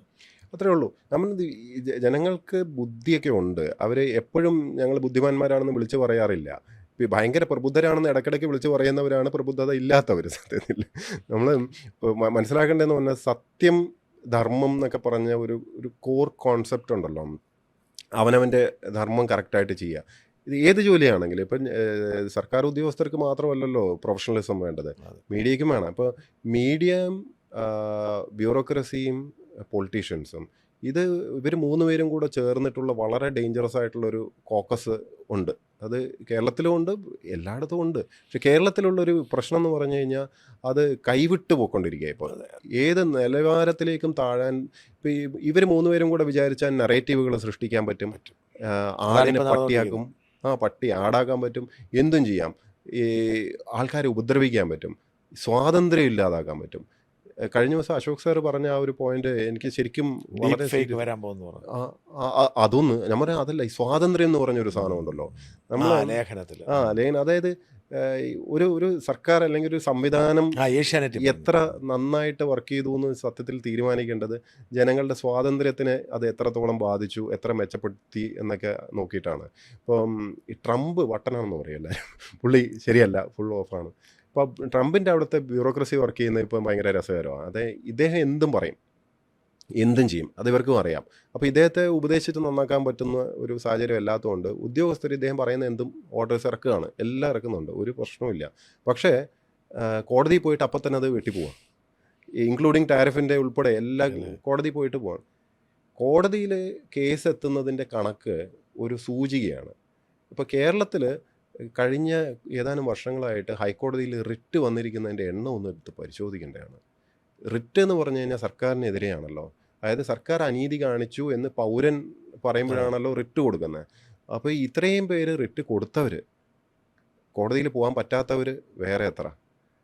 അപ്പോൾ അവിടെ മനസ്സിലാവുന്നത് എന്താണെന്ന് വെച്ചാൽ തെറ്റായിട്ട് ബോധപൂർവം തെറ്റായിട്ടുള്ള ഉത്തരവുകൾ ഇറക്കുകയും എന്നാൽ കോടതിയിൽ പോകാൻ കപ്പാസിറ്റി ഉള്ളവരാണെങ്കിൽ പോയി മാറ്റ്, ഇല്ലെങ്കിൽ നീ സഹിക്ക് എന്ന് പറയുന്നൊരു സംഭവമുണ്ട്. അത് ഞാൻ എൻ്റെ കേസിലും ഞാൻ പേഴ്സണലി കാണുന്നുണ്ട്.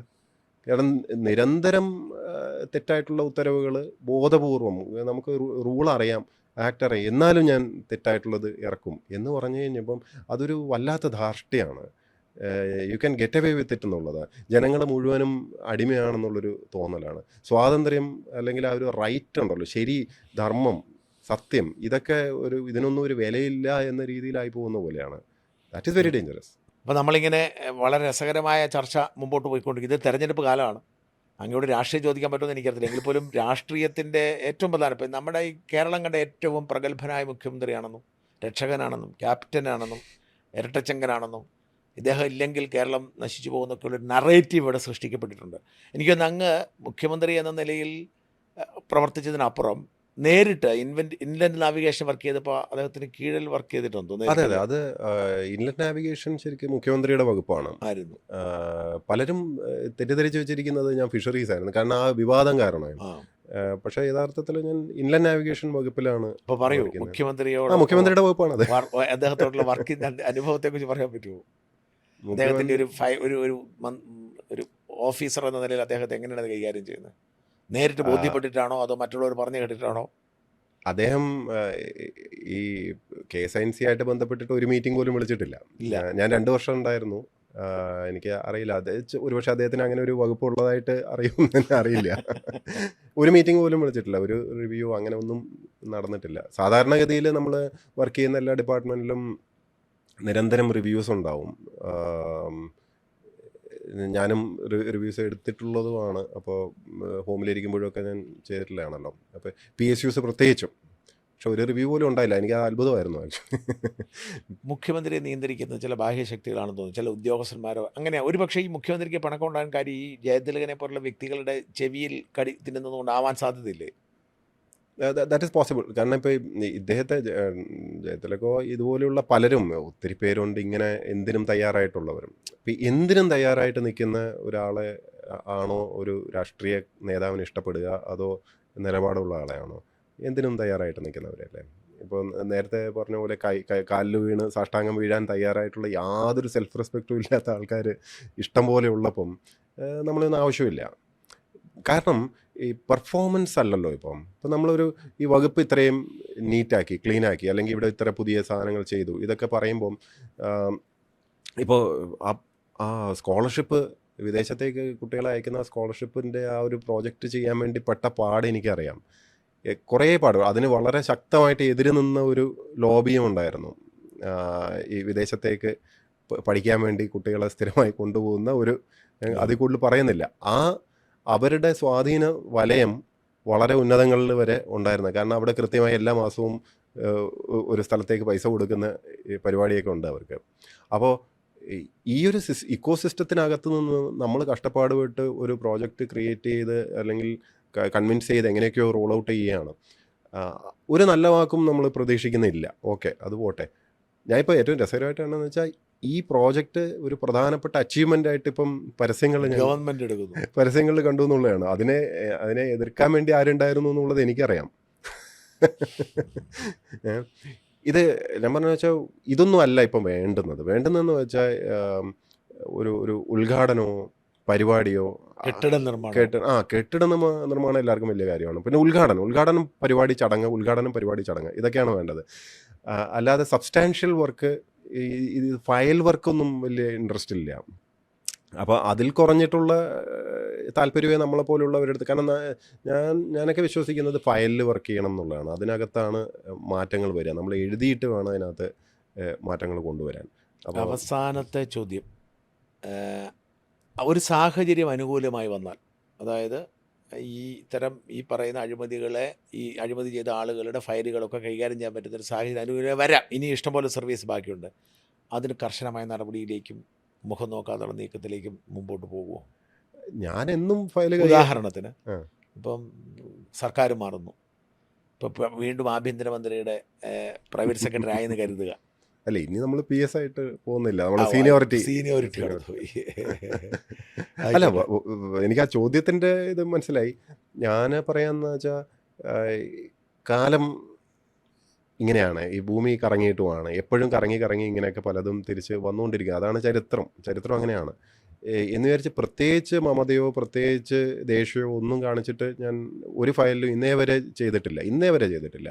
അത് എത്ര വലിയ ശത്രുവായാലും ശരി, എത്ര വലിയ മിത്രമായാലും ശരി, ശരിയും തോന്നുന്നത് തന്നെയാണ് ഞാൻ ഫയലിൽ അന്നും എഴുതിയിട്ടുള്ളത്, ഇനിയും അങ്ങനെ തന്നെ ചെയ്യത്തുള്ളൂ.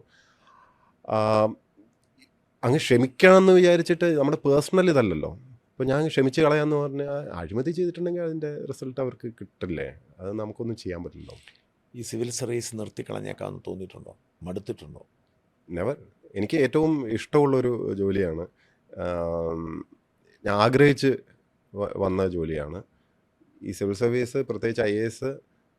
എനിക്ക് തോന്നിയിട്ടുള്ളത്, നമ്മൾ ചിലർ ഉടുപ്പ് തയ്ക്കുമെന്ന് പറയും, നമ്മൾ കറക്റ്റായിട്ട് അളവിനനുസരിച്ച് തെച്ചു എന്നൊക്കെ പറഞ്ഞു. ഞാൻ പലപ്പോഴും തോന്നിയിട്ടുണ്ട് ഈ ജോലി എനിക്ക് വേണ്ടി ഉണ്ടാക്കിയാണോ, കാരണം എനിക്ക് വളരെയധികം കംഫർട്ട് ലെവൽ തോന്നിയിട്ടുള്ള ഒരു ജോലിയാണ്. എന്ന് മാത്രമല്ല വേറെ ജോലികൾ ഇത്രയും രസകരമായിട്ട് എനിക്ക് ചെയ്യാൻ പറ്റും. CEO ജോബ് എനിക്കിഷ്ടമാണ്. ഇപ്പോൾ ഈ കമ്പനീസോ ഇതൊക്കെ ഞാൻ നടത്തുന്ന അത് ചിലപ്പോൾ ഞാൻ നടത്തി പോയെന്നിരിക്കും. പക്ഷേ ഈ സിവിൽ സർവീസിനകത്തുള്ള ഈ ഫ്ലെക്സിബിലിറ്റിയും നമ്മൾ പല ടൈപ്പ് ടാസ്കുകൾ ഒരേ സമയത്ത് എടുക്കുന്നതും, പിന്നെ ഏറ്റവും എനിക്ക് ഇതിനകത്ത് രസം തോന്നിയിട്ടുള്ളതെന്ന് പറഞ്ഞാൽ എപ്പോഴും നമ്മൾ ഈ ധർമ്മവും അധർമ്മവും തമ്മിലുള്ള ആ ഒരു ഫൈറ്റ്, സംഘർഷമോ അല്ലെങ്കിൽ ഒരു നേരത്തെ ഒരു വരയുണ്ടല്ലോ, അത് കൃത്യമായിട്ട് ഐഡൻറ്റിഫൈ ചെയ്ത് ഇങ്ങനെ പോകേണ്ട ഒരു ജോലിയാണിത്. അത് ആസ്വദിക്കുന്നു. മാത്രമല്ല ഈ ക്യാൻവാസ് വളരെ വലുതാണ്. നമ്മൾ ചെറിയ ഒരു ജിയോ ഇറക്കാൻ വേണ്ടി നമ്മൾ കുറച്ച് മാസങ്ങൾ പണിപ്പെട്ടു എന്ന് തന്നെ വിചാരിച്ചു. പക്ഷേ ആ ജിയോ ഇറക്കി കഴിയുമ്പം എത്ര പേരുടെ ജീവിതത്തെ സ്പർശിക്കുന്നു എന്നൊക്കെ കാണുമ്പോഴേ നമുക്കത് ഓരോ ഫയലും ഓരോ ജീവിതമാണ്. ഓരോ ഫയലൊന്നും അല്ല, ഐ മീൻ ഓരോ ജീവിതമല്ല, എത്രയോ ജീവിതങ്ങളാണ്. നമുക്കത് പോസിറ്റീവ്ലി സ്പർശിക്കാനുള്ള അവസരമാണ് ഓരോ തവണയും കിട്ടുന്നത്. അപ്പോൾ ഓരോ തവണയും ദൈവത്തിന് നന്ദി പറഞ്ഞ് ഈ ഒരു അവസരം തന്നതിന് താങ്ക്സ് പറഞ്ഞിട്ടാണ് നമ്മൾ ഓരോന്നും ഓർഡേഴ്സ് ഇറക്കുക. അല്ലെങ്കിൽ വിശ്വാസിയാണ്, തീർച്ചയായിട്ടും ദൈവവിശ്വാസിയാണ്. അതേസമയം ഞാൻ ഡിങ്ക വിശ്വാസിയാണ്. അത് പലർക്കും മനസ്സിലാവാത്തതാണ്.